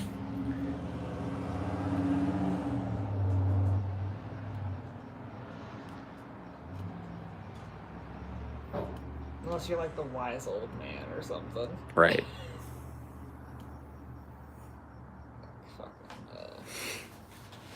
Dude in a National Treasure, Nicolas Cage's dad. Oh, yeah. What's his name? It's Angelina Jolie's dad. Oh, it is? Yeah. Whatever his fucking name is. Do you like those at all, or are they too? What, National Treasure? Yeah. Hell yeah, I liked them. They're fun. John Voight, yeah. He's a crazy, like, Trump guy now. Is he? He, like, met with Trump a bunch of times and, like, was at his rallies and stuff. Would, like, introduce him and give speeches and shit. He's a weirdo, for sure. True American weirdo.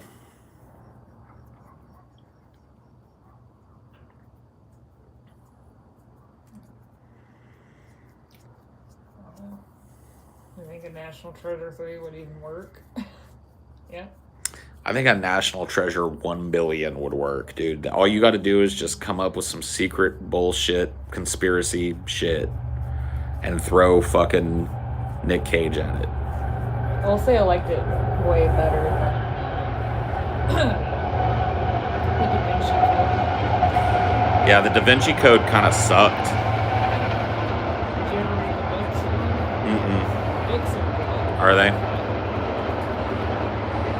No, I watched the movies and I was just like, well, I liked Angels and Demons better than I liked the Da Vinci Code. I'll tell you that The much. problem is I read Angels and Demons, so the movie was like dog shit compared to that. Yeah, I can imagine.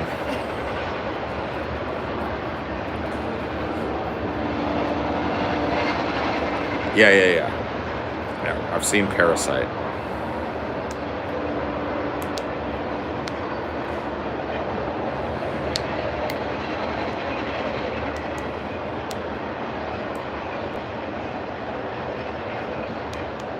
You gotta watch Pig. That's on next spring. Pig, yeah. And that What's with all the animal movies? Lamb. I know, it's like, it was like almost a response to Pig. Yeah. It's like Old MacDonald had a farm year in movies. Pig, Lamb, Whale is coming out. That one that I want to see with it's Darren Aronofsky and fucking Brendan Fraser. Although I don't have as many high hopes now because Brendan Fraser sucked and no sudden. Yeah, but everybody sucked in that. Yeah, it seems like no one liked the script. I feel like everybody was cashing a paycheck on that movie because there's a lot of real talented dudes in that movie. Don Cheadle, super talented guy. Fucking Benicio del Toro, super talented guy. I'm sorry, fucking Brendan Fraser, super talented guy, and they all suck in it. It's like, Yeah, it was a bad script, I think. that's kind of sad. But whatever. The twist in that one was hot garbage. Fucking catalytic converter. Yeah. Yeah.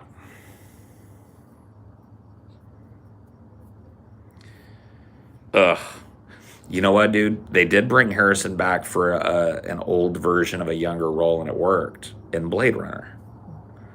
They had him reprise his role from when he was a young man, and it worked because he wasn't the central focus of the movie, but he was a strong presence in part of it, and it worked. But he can't be jumping around and shit. Help. Yeah, dude. He can't be fucking wearing a life alert, swinging around from tree to tree on his fucking whip and shit, and invading fucking Incan ruins or whatever he's doing this time. That's what I heard it is, too. It's like a South American Incan ruin. And I'm just like, There's other places in the world. yeah, can we go to like fucking like Tibet or some shit? Or I don't know, like some ancient fucking place in Polynesia or Australia or fucking, I don't know. Send him to space. Send him to another planet. Send him through time. How many fucking Incan ruins are left? I don't know. Dude, that would be a pretty cool way to get around it. Make Indiana Jones kind of like Doctor Who. Yeah. Where like he can travel through time to save things that are destroyed by disasters. Mm-hmm. So he goes to the library of the Alexandria and starts like loading it all up into carts and taking it back through the portal before, Caesar burns it or whatever. Yeah.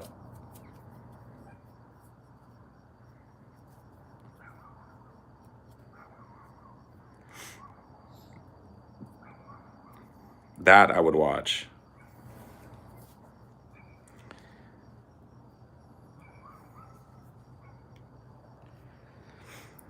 Because I've been saying for a long time that Americans need to rip off the whole Doctor Who concept.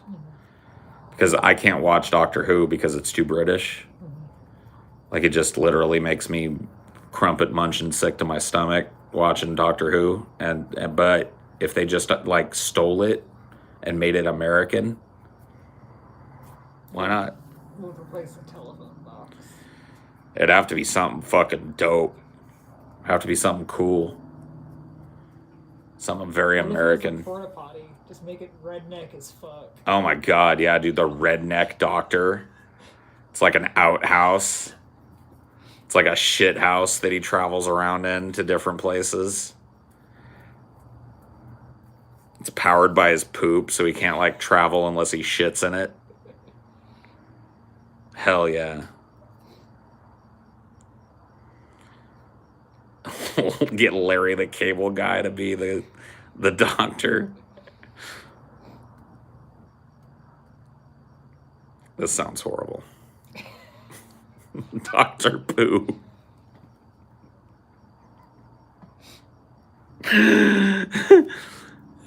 Oh, man. What the fuck? What's wrong with all of you? That was my fault. I'm the one that brought it up. No, I blame them. They took us there. They took us there. Somehow that connected to Hobo with a Shotgun. That was a good movie. You liked Hobo with a Shotgun? Yeah. I'm glad you liked it. You know what that means? What? You passed the test. You have good taste in movies. Yeah. If you don't like Hobo with a Shotgun, I really don't want to talk to you about fucking anything. You don't know shit about movies. Your opinion is null and void to me. No, I'm kidding. I'm glad you liked it, though. It's like a real throwback to like old pulp movies. It was really over the top gory. Like once you get that it's like kind of like intentionally kind of goofy. Yeah. Hobo with a Shotgun, bro. You gotta love it.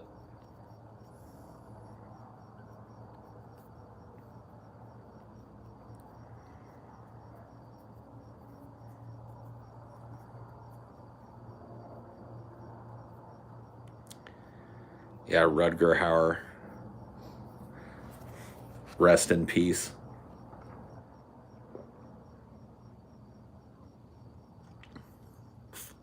I think he died last year, if I'm not mistaken. Oh, somebody got zip zap, patty whacked. Yeah, he died last year, I think. If I'm not mistaken, or in 2019.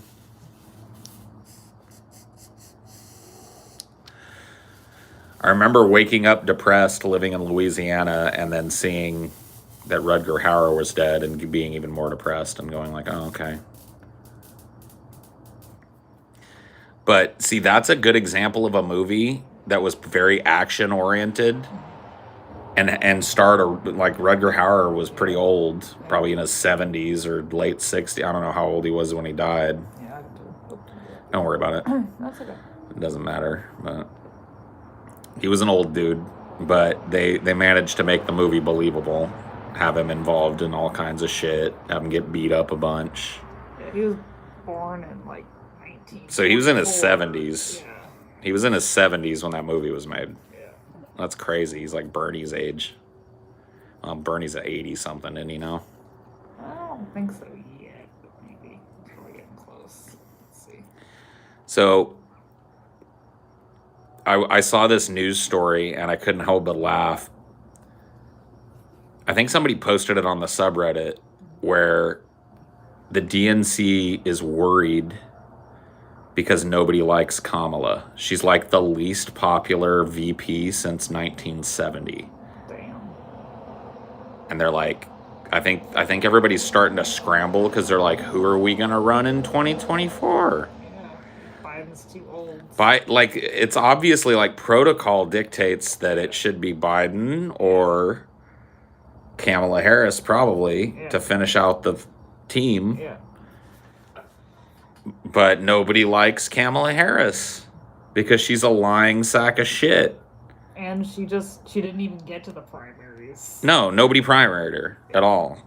She like literally took the fucking elevator past the primary to the second most powerful position in the country. Normally, yeah. Isn't the VP normally like someone else that ran? I won't say that. Well, yeah, usually, but not always. Sometimes VP picks are just crazy out of nowhere, like governors. Like Palin was an out of nowhere fucking nobody knew who the fuck she was type of pick. But yes, oftentimes, especially if they're two really popular people, that's why a lot of people were hoping. I remember during Bernie's first run, early on, everybody that saw like, okay, look, he's probably not going to beat Hillary, but if we can get him over the hump where Hillary has to concede to like make him the VP, but she just completely squashed it. Yeah, I mean, she picked like a complete nobody. Tim Kaine. Yeah. Like literal who? Yeah. Tim who? Like what a slap in the face that was. She could have put, and think about it, like Bernie, if Bernie could have done some good in the VP position, he could have held some feet to the fire and shit, but that's why he wouldn't have too much power either, so it's like, no. It wouldn't even threaten her. But it would have helped to legitimize his run later on if he chose to run again. Yeah, I mean, do you think she could have even won with Bernie. I think if she would have picked Bernie as her running mate, there's no way Trump wins. Dead ass.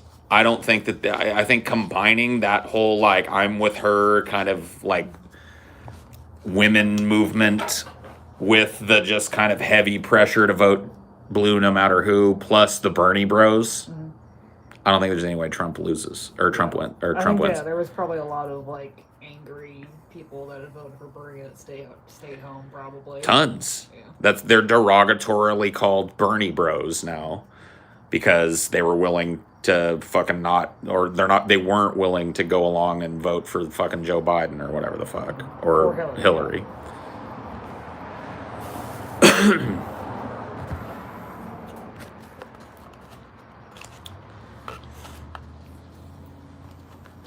I didn't. I fucking caucused for Bernie in 2016 and then I didn't vote. Yeah. Election. I mean, why would you? You had a candidate that you believed in and there wasn't even a nod made. It was like, let me ask you this. What if he was promised like a high cabinet position or something? Like what if, maybe not VP, but like he's going to be my Secretary of State or some shit? Would you have fucking bit the bullet and Hillary voted at that point? I mean, that was like my very first election. I was like literally 18, so I think I had very little like passion to spare. Right. What little bit you had obviously went into Bernie, and when they cucked him, you were just like, fuck it. Yeah.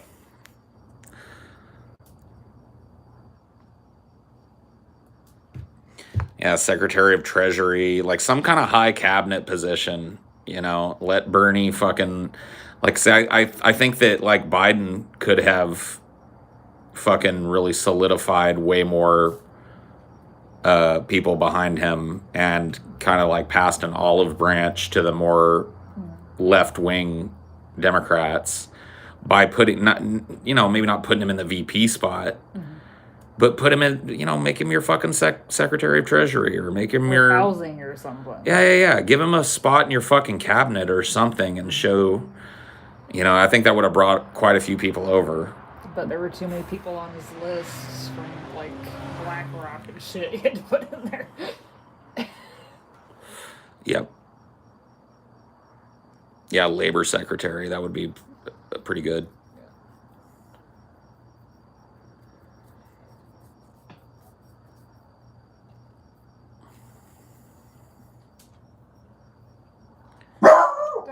Quiet. Alright, you're going in. Enough. Don't do it. You've just been barking your head off all day. He's a bark bomb right now. It's way to go off. I am so fucking stoned.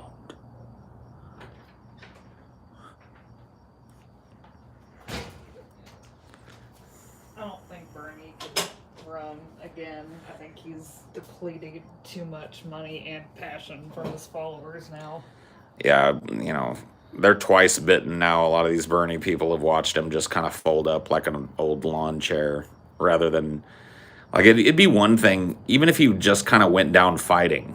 You know what I mean? Like, he didn't even fight till the end this time. No, he just like literally just like, well, I guess that's it. Here you go. So we're done.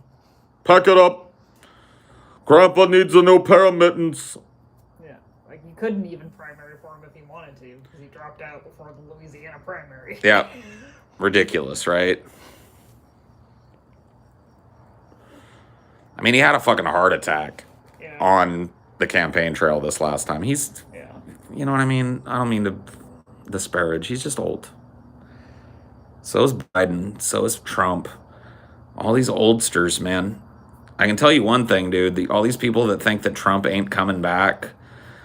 I follow this dude on Twitter that was all about like Trump gonna be found out because he got dementia.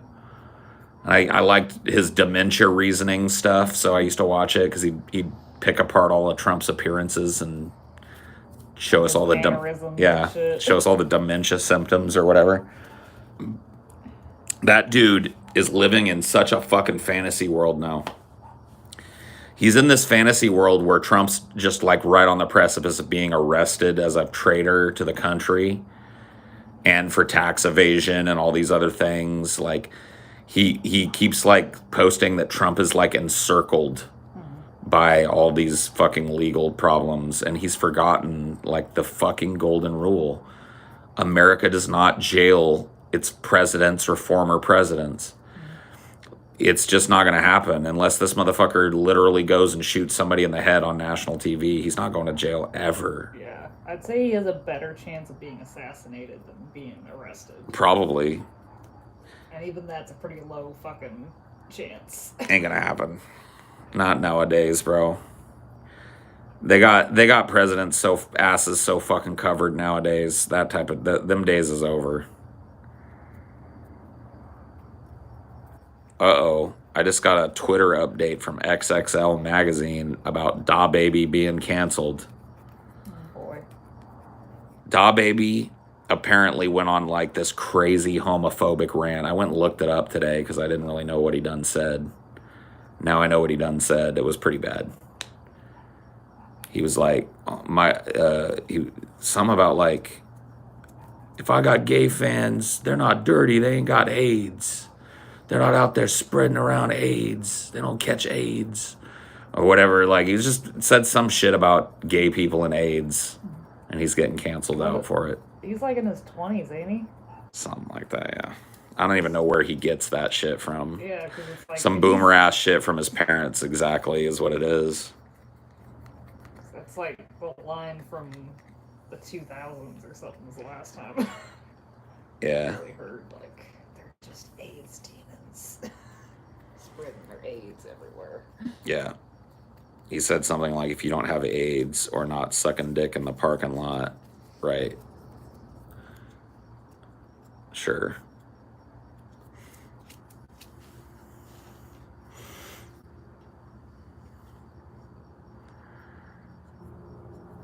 I mean, that's the truth, and there's a lot of like movement away from that kind of thing, but it is the truth that rap and hip hop has almost always had a strong misogynistic streak and a strong homophobic streak, and that's just true to this day. A lot of the artists that are popular now are kind of walking away from that, but there is this kind of like movement towards people that really like these super like quote unquote hood artists. Mm-hmm. And I'm sorry, dude, that's a lot of the times what you get with a hood artist, because there's a lot of that shit. That culture is still very strong in a lot of fucking sub communities and subcultures and shit. And it's like, if you're not willing to take the good with the bad, then stop idolizing these fucking hood rappers, because pretty much all of them are going to have some kind of fucking problematic position. Like with the D-Antwoord shit, like I wasn't really surprised. Like, he's in his 40s from like fucking the slums. Yeah. I mean, you know, that's why I'm kind of glad that I have this ability to separate art from artist. I don't expect my artists to be paragons of good behavior or paragons of good takes. I just expect them to make compelling art. Mm-hmm. And I really don't give a fuck what they say or what they do, to a point. Well, and like if it starts bleeding into their art, that'd be different. Right. Like if it was a homophobic rap or something. Right. Exactly. Like if it just starts becoming all about what they do or whatever, then of course. But separating crazy artists from the crazy art that they make is something that is very easy for me. Not very easy for a lot of people these days. And I can't really, I don't know. I can't really fucking say who's right or wrong in that, but you've seen how like Michael Jackson's reputation has ping-ponged just in the last like 15, 20 years, right? Mm-hmm. It went from, oh my God, he's a fucking predatory pedophile, to Oh my god, it's so sad he died. Yeah, to, oh my god, the king of pop is dead, to, oh my god, all these people are making up fucking lies about him, and he was just the target of a bunch of predatory fucking... What is his fucking problem today? All day he's been like this. I know, he's just a woofer. He's sounding off. I think he might have like ringing in his ears or something. No. I just think he's fucking Mr. Bojangles when it comes, like he hears some shit. Like Maybe it's that probably... means the mythical rain is coming. Maybe he feels a storm. That is true. We could look. And I didn't see anything like recently, but maybe like 2 weeks on the horizon or something. Maybe. That is true. Dinor did used to get all worked up before there was a big storm. He would get all barky like this. Maybe there's... Oh, maybe an earthquake is coming. Oh, maybe that too. Has that come out yet? I don't think so. There were like 2 mini-sodes where like they were interrupted by like, oh, I'm having an earthquake. Hold on one second. And then like just, I tried to like fucking like go on with my mini-sodes that day while having little aftershocks of earthquake the whole time. Yeah. That was fun. We had a real active earthquake day. Yeah. That day. Yeah. I can't even remember which one that is, honestly. I can't either. Sure. I literally can't either. We filmed so many of them, so. Yeah.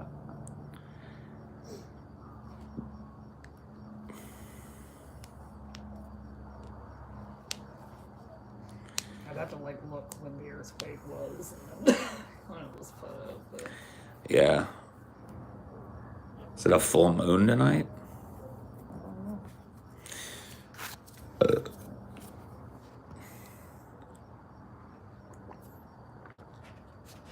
Maybe Dirty D's wolf instincts are kicking in.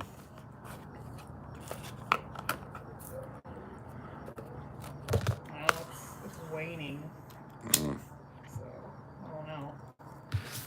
I can dream that maybe that means that rain's coming in like 2 weeks or something. Hopefully. Hopefully not an earthquake.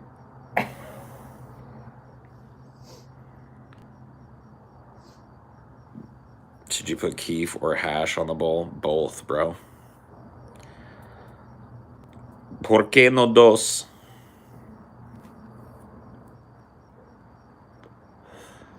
Maybe the aliens are coming. Dude, no, man. The cosmic spiders.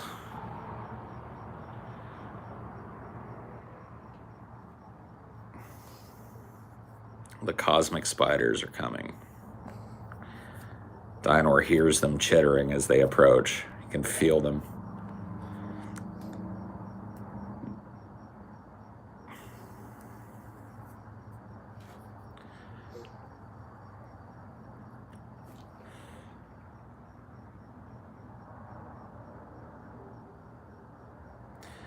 Dude, I've already seen the opening scene to a movie based on that, dude. I love dark jungle theory. Like, of all the pessimistic possibilities for the universe, dark jungle theory is the most compelling and the most frightening to me. The idea, because if what holds true on this planet holds true on other planets, right? We're the apex predator of the planet.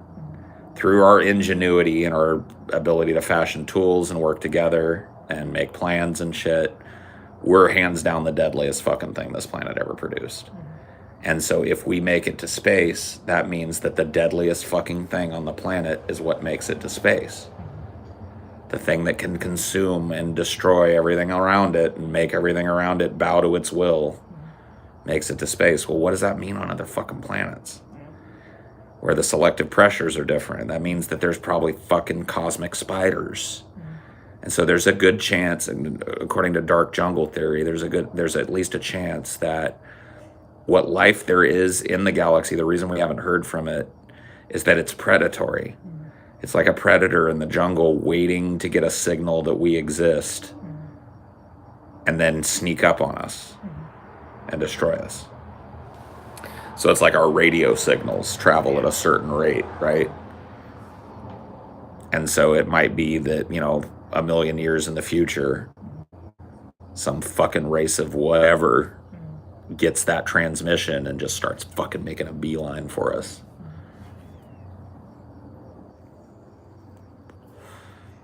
I'm trying to remember what it is they'll hear.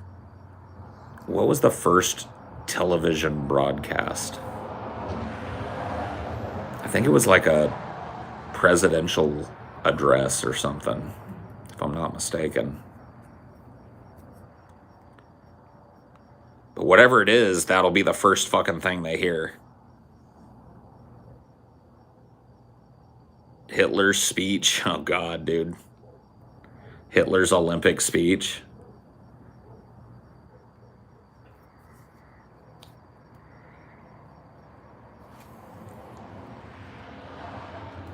It's 1928 WRGB. Does it say like what it was? Like what was the first thing they broadcast? Let's see.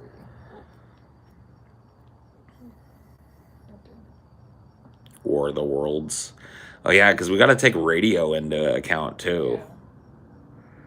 So I'm not even having you look for the right fucking shit. It's gonna be like the first radio broadcast. Probably some song.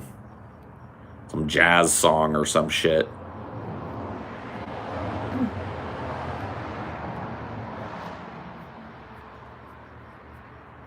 Yeah, radio would probably get to them first. Who knows, dude?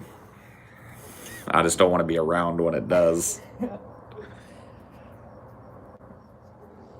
It depends on like how it decays too, I guess. Like they might not get it until our more recent ones. Well, somebody just said that. Like, don't radio waves decay over distance? And I don't know, but like, what I have to imagine is that if we've got listening stations set up, right, and we're out there listening for radio transmissions or any kind of like transmission from another planet, that other species are doing the same, and that even if they receive a degraded radio transmission, they'll be able to at least hear some kind of like pattern in it that says that this is not some naturally occurring pulsar or some shit. This is like a fucking broadcast. And then if it's the dark jungle, that may just fucking fire up the squad of death balls or whatever the fuck, death amoebas.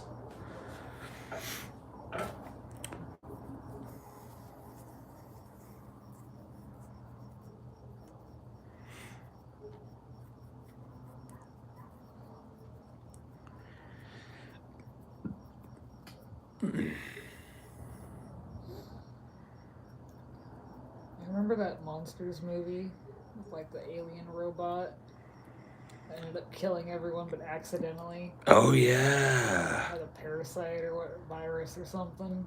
Yeah. That could happen too. True. Just start a pandemic from some foreign virus.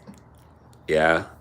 I mean, that's something that like a species could do to us and like we maybe even functionally be undetected.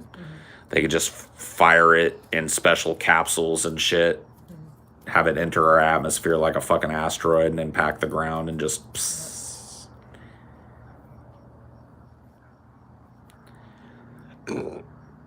Viral warfare. All they need is a dead body in space. They're golden. True. I don't think they're... I know like ashes have been shot up there, but I don't think anyone's like actually gone into vacuum and died, have they? I don't know. It's a good question. They need a sample to... Yeah, well, I mean, not necessarily.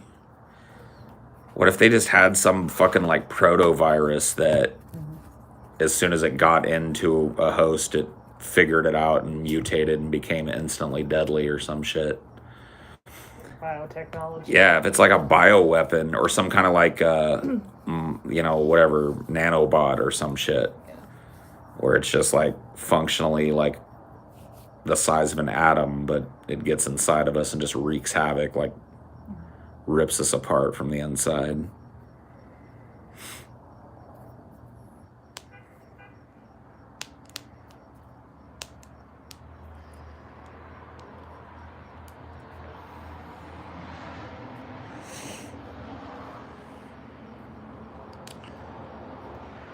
Because think about this shit, dude. What are we doing to the planet? See, that this is the impetus for a lot of these, like, hypothetical, super predatory species, right?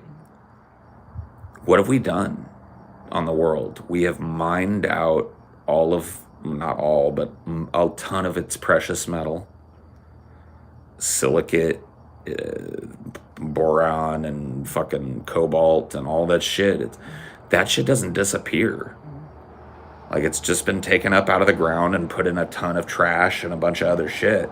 But for a hypothetically future advanced civilization, it could be really easy to process all that shit. And maybe that's what they look around. They're opportunists.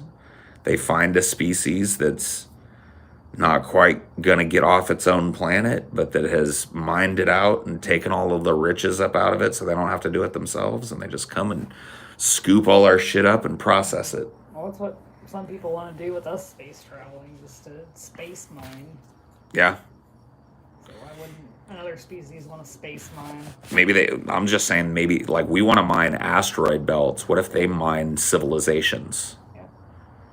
They're just like, oh, we let them get to a certain point where they've, like, taken enough of the fucking natural resources up out of the ground. And then we come along and we finish them off and scoop up all the shit and process it. Yeah, this big magnet. Yep. Just everything. Like, they just come with these huge machines that just scoop up everything that we've made. Because all of it can be converted, to energy. And some of the shit, like the diamonds and the rubies and the jewels and the, all that shit could be useful for other things for them. And it all gets selected out. It makes me think of my old job. I worked a job that functionally doesn't exist, at least in the United States anymore. A picker at a glass recycling plant. That this is all done by machine now. And what happens, I've told people about this before, but in brief, garbage basically would go by me. Most of it glass, but some of it just paper and shit and diapers and whatever the fuck. And my job was to get metal and ceramic out of it, because all the rest of that shit can be burned up in the furnace and it doesn't matter. But you have to, big pieces of trash, obviously, you throw out too, but you want most of it to be, by the time he gets to the end, most of it is glass. And then it would go up under a big magnet, and that was as primitive as it was when I worked there. Now, they've got machines that not only magnetize the glass much stronger than it did back then, but also machines that on the fly identify hunks of ceramic and like with jets of air, just knock the pieces of ceramic off the line. So nobody does that anymore. So think about that, because that's what I'm thinking of when I'm thinking of this species that we're hypothesizing about. Like a species that's taken that, but to a grand degree, where they've got these huge conveyor belts that all feed into one giant machine. And basically that machine is a deconstructor. It takes everything and breaks it down to its base elements, separates everything. Yeah. Well, I'm sure, like, our plastics and shit might be super valuable to them. Right. I mean, anything that we've taken up out of the ground represents energy. And plastic is very dirty energy, but it's energetic. You burn the fuck out of plastic and it burns forever. What if there's a species that doesn't care about it because they're not polluting anything? Or they could build things with it too. Right. Build some crazy deconstruct shit with it. plastic. Yeah.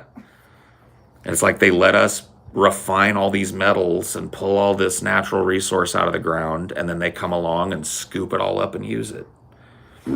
I imagine these just big sky-filling harvester machines just moving across the landscape, just like sucking up everything, just like a big vacuum cleaner,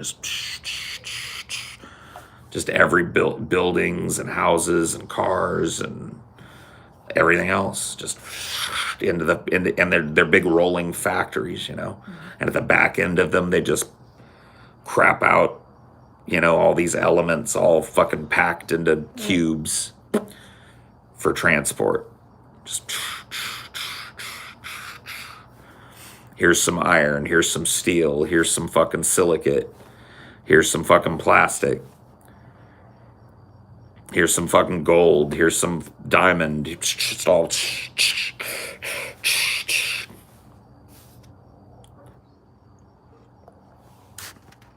You feel like it'd be much easier to just mine it themselves, really? You think it would be easier for them to, and more sustainable for them to mine their entire planet completely to shit? I don't think so. I think they might be mining us, but we've already mined so much. That's what I'm saying. Like, they don't have to go digging for the veins of gold and shit if they come here. Yeah. Like, gold may very well be a valuable element elsewhere. Yeah. And so, think about it. Alien civil, let's just use gold as an example. We have mined tons of fucking gold up out of the ground. And it's just laying everywhere. And it's laying everywhere on the surface now, Yeah. right? Or easily reachable. And, you know, a species comes along, scoops up everything, takes the things that it can use, shits out the rest, moves on to the next planet. Yeah, why would you land and dig if it's just there? Right. Think about a species like the Quarians, who realize that one of the fundamental flaws of a species is that they're bound to planets, and planets have life cycles and levels of sustainability. Now, the Quarians don't necessarily come from that philosophical standpoint in Mass Effect, but sure, please. But they're an entirely spacefaring species. They don't have a planet. They have a fleet of ever-evolving ships that they live on. But in the Mass Effect universe, the Quarians are relatively peaceable, diplomatic-minded in some regard, at the very least.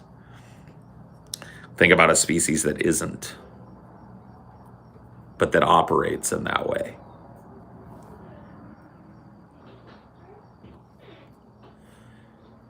True, their planet did get taken over by their robot slaves, and that's why they moved into space in the first place. But maybe that happened. Maybe there was a species that created another species of, artificial life forms that overran them, and in order to escape, they left their planet, and they realized that trying to find a planet perfect for them to colonize was a pipe dream. And so in order to survive, they just kind of travel the galaxy, the universe, and hunt out these signals that indicate that they've got a species that's become good at mining, become good at harvesting its own fucking natural resources, and they show up and take it and use those natural resources to build more ships or to modify their ships, make them bigger, make them better, fix them, maintain them.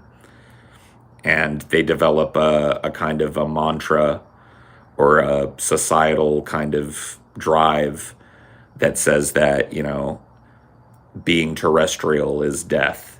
So maybe they have small outposts just as like listening stations and shit on planets that they've harvested. But, like their real intent is to be spacefaring, to not depend on that which is destructible. An asteroid can come screaming out of the fucking void at any moment and destroy an entire planet. If you've got a ship, you got some warning before that happens, you know what I mean? You got systems in place. Do an impression of the creepy narrator from the Tales from the Dark Side series. Man lives in a sunlit world and what he believes to be reality. But there is, unseen by most, a place that is just as real, but not as brightly lit. A dark side.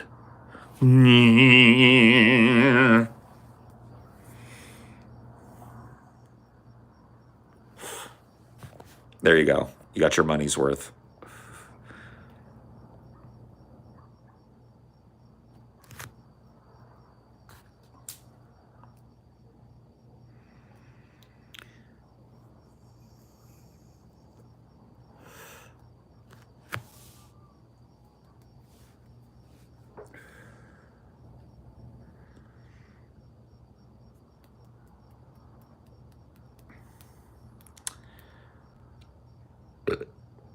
I'm telling you, dude.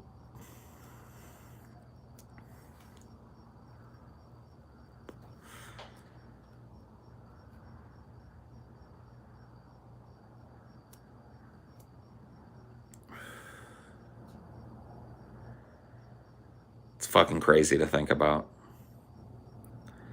And possible. Maybe not probable, but possible.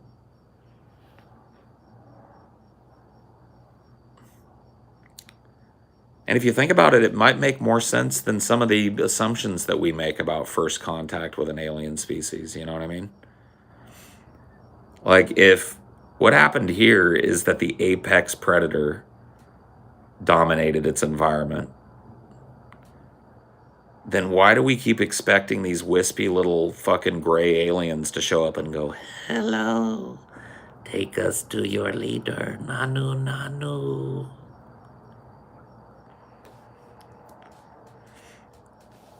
I know there's some alien conspiracy theories that the human race is a hybrid slave race. Oh yeah, dude.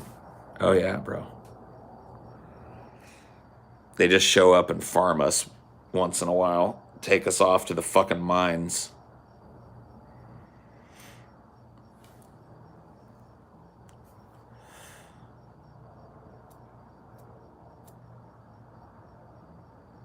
Take us to your leader.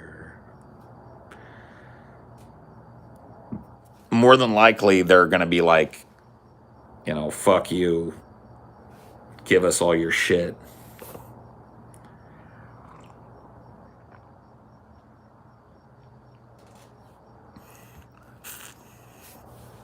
A hot, breedable alien girlfriend. Oh my god, man. You're a sick fuck.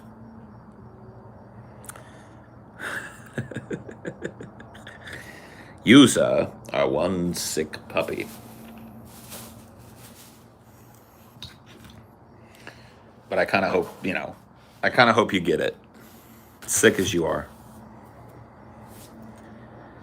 Sick as you are. So for those of you who, and there are very few of you, but for those of you who follow my salty gear struggles, I have switched characters yet again for the last time. I'm back to Gold Lewis Dickinson. I've learned a little bit about him, and I really like how he plays. I lose a lot with him, but I want to get better.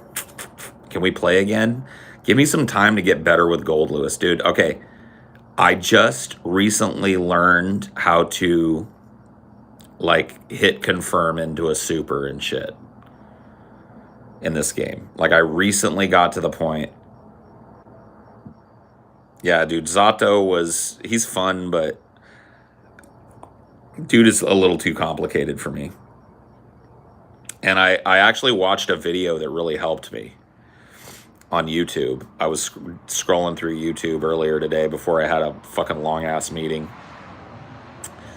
And I saw a video from one of these fighting game guys I watch, and was like, how do I pick my character? And that's really what I've been dealing with in this game. I really like the game, but how do I just like land on a character and go like, okay, I'm going to learn this character?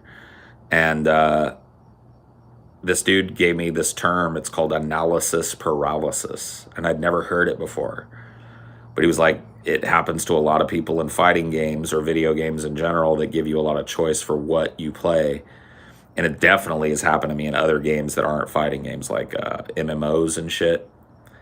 Analysis paralysis is like when you just let yourself get caught up in trying to crunch the numbers and go like, oh, this is what I want to be. No, this is what I want to be. I want to do this. I want to buy blah, blah, blah. And you get caught up and you never really land on a character. And I was like, okay, that's where I'm at. And then he said, really, what it comes down to is this. And he's like a semi-pro fighting game guy. Does tournaments and shit for Guilty Gear. Played Blaze Blue. Played Marvel vs. Capcom. Played, I can't remember what his name is off the top of my head. But he's a dude that's been around for a while, played a lot of fighting games. And he was like, dude, here's how I picked my character in every fighting game. I look at each one of them and I go, which one of these characters appeals to me aesthetically? Like, which one is cool? And he was like, me? He was like, I horny pick. He just came out and admitted it. He was like, I just picked the hottest chick on the roster, and then I learned how to play. But that's how I pick characters. He's like, it's nothing more than that. I don't get into the numbers game because ultimately, you know, these characters get fixed and updated and shit, and it's like every fighting game is striving for balance. So it's like you fucking pick a character and you just like the way that character looks, and you go with it. And I was like, okay, fine. Fine. There's a big fat bearded guy that fights with a giant coffin that has an alien in it. There's nobody on the roster that appeals to me more than that, aesthetically. So that's who I play now. And since I picked him, I've picked up a few little tricks with him and shit, but I don't think I'm ready to face Naru yet. Naru fucking humbled me the last time, dude. He wasn't falling for any of my Angie tricks.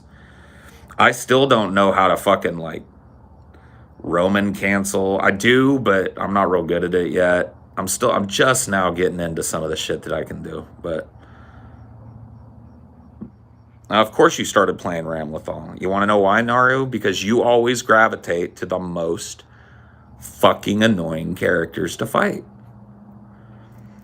You have like a beacon sense for the most fucking annoying characters with the most fucking unbeatable buttons. Yeah, I know. I have a button that's set to Roman cancel, so we're good there. Dude, Geo actually, like, doesn't really, like, made a paper, but yeah, May. But I'm telling you, dude, fucking Soul, I've never been 10-second KO'd more times by a character in my fucking life. Yeah, Giovanna has a lot of fucking safe attacks, but she's made a fucking paper, dude. That's why I like playing a big guy, because I've got a life bar to play with, you know what I mean? She's got to hit me a bunch. She's got to catch me out a bunch of times, and I've only got to catch her out once or twice. That's the game. But Soul is just like, come on, bro. He's got so many safe buttons and so many really fast startup buttons and such nasty corner pressure, and he just does obscene fucking damage. So... And then, of course, you fucking pick up Ramlethal, who just has, like... She's literally, like, everything she does is... Her mid-game is so fucking... Like, her mid-range is so fucking free. Every button you push in the mid-range beats every other button in the fucking mid-range. She's just got so much free, cheap fucking pressure. I hate Ramlethal, dude. Probably my least favorite character to play against, honestly, is a Ramlethal or a really good Axel. Axel's just annoying as fuck. At least you're not playing Axel. Don't ever pick up Axel. I'll never play you. No, I'm kidding. Play whoever you want, Naru. I'm just kidding. We can play some games. I'm not great, dude. You can play whoever you want, Naru. I'm just not in fighting shape just yet, you know. You've spent a lot of time playing one character, and I've floated around the roster a lot, dude. I've done a lot of fucking dipping my fingers into a lot of different characters and shit. Of course. Dude, I had fun the last time we played. After the 5th or 6th time you beat me in a row, it started to get old, but we didn't play much after that. It's fine, dude. You learn a little bit, you know. I learned that my Angie shenanigans were pretty easily shut down, you know? Like, I thought I had a lot of options out of Fujin, but I don't.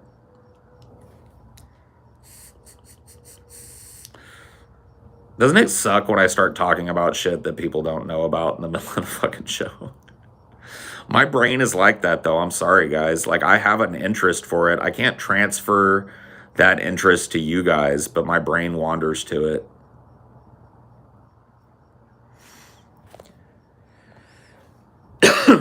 Oh, dude, Astaroth was my boy in Soul Calibur. I like big dudes who aren't necessarily grapplers, which are pretty rare in fighting games. Not unheard of, though. Yeah, sorry, guys.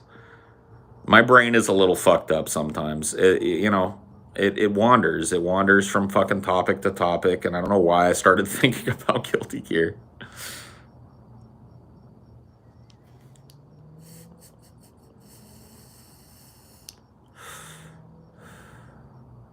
Blame the edible. Oh yeah. I did take the edible.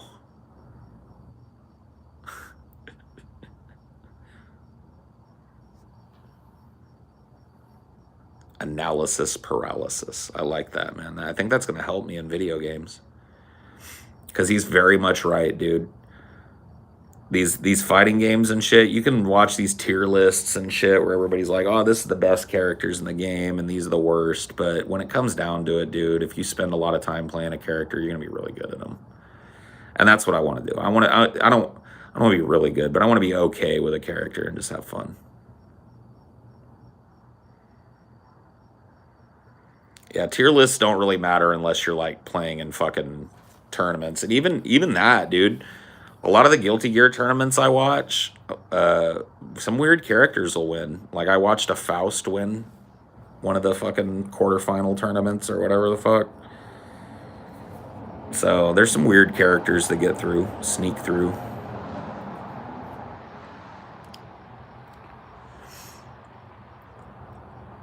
I like fighting games in general, you know what I mean? Like I could talk about that rather than trying to focus too heavily on the one I'm playing now. There's something just about like the competitive nature of fighting games and the kind of 1v1 nature of them. It really is you versus that other person head to head in its most pure kind of form.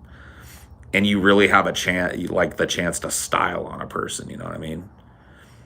And you don't always get to do it, but it feels good when you do. There's a good feedback loop. So a fighting game is a 1 versus 1 game played either on a 2D or a 3D plane where the goal is you pick a character, the other person picks a character or characters, and they battle 1 versus 1 basically in the arena. So that's how I would define a fighting game. So you're in an arena of some kind, you fight another person, either, like I said, on a 2D or a 3D plane. You pick a character that plays differently from the other person's character. You've got moves, they've got moves, and, you know, the goal is to beat the other person, to kill them. Kill them.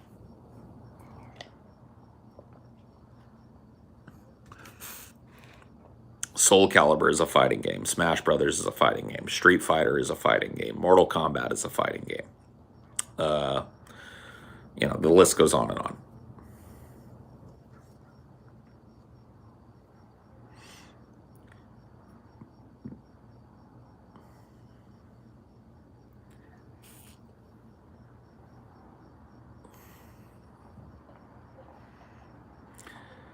There's a ton of them.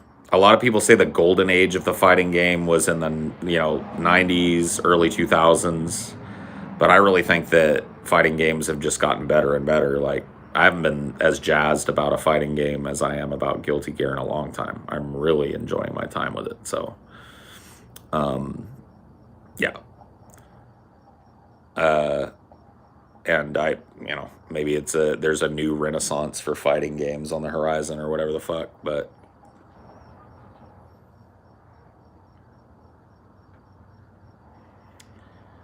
dude, speaking of RPGs, I also bought the Pixel remaster of Final Fantasy 1. And I'm really looking forward to like sitting down and playing that in my free time.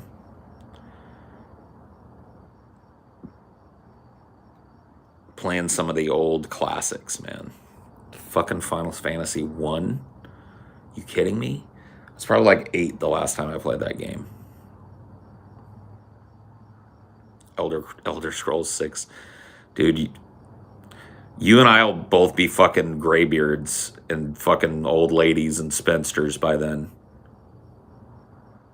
Like we'll be toothless in the old folks' home. Going, yay, fucking Elder Scrolls 6 finally. Dude, they take their fucking time over there at Bethesda. You better believe that. No, I haven't done any special runs and fun. Dude, I was a kid when I played it. I just played it like a video game and had a great time with it. And that's how I'm going to play it again. Like, go grind a little bit when I'm bored, get some levels, fucking whatever. Like, I just remember liking that as a kid. Like, I liked the fact that I could grind.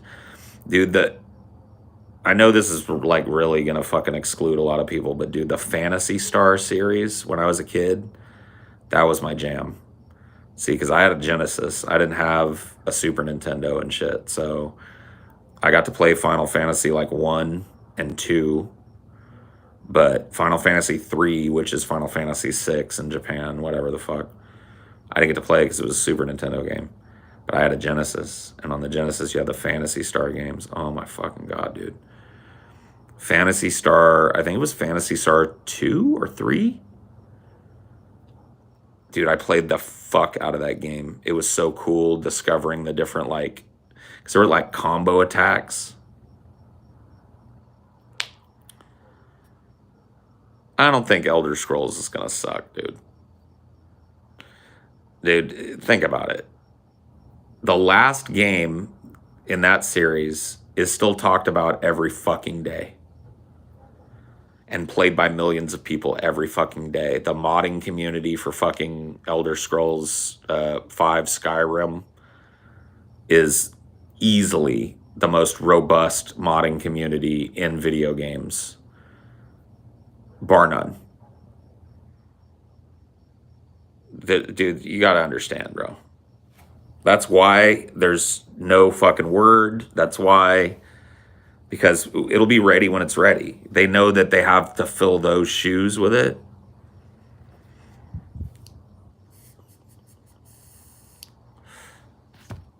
That's what they said about Fallout 3, though. I think Fallout 3, like, managed to be a pretty good game.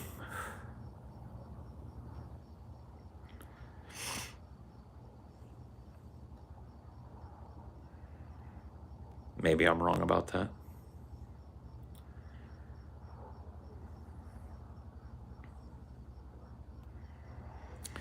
Yeah, GTA 5 or whatever the fuck. Still around. Still has a mod community. What about the first two? Morrowind is always and forever going to be my favorite fucking... Dude, if another fucking Elder Scrolls game manages to be more magical than Morrowind was for me, it'll be shocking. I loved how inaccessible Morrowind was. I love how the environment didn't feel like any other fantasy environment I'd ever heard about or read about. I loved all the little touches in it. The soundtrack is fucking amazing. I don't know. I just have not had that sense of wonder while playing an Elder Scrolls game since then. I really didn't like Oblivion at all. And Skyrim is, I don't know, it's passable, but I really don't like it all that much, to be quite honest with you. Like, in terms of Elder Scrolls games. Among Elder Scrolls games, they're great, right? Like, I've played the fuck out of both of those games, but they don't hold a candle to Morrowind to me. Morrowind, too good. Too good.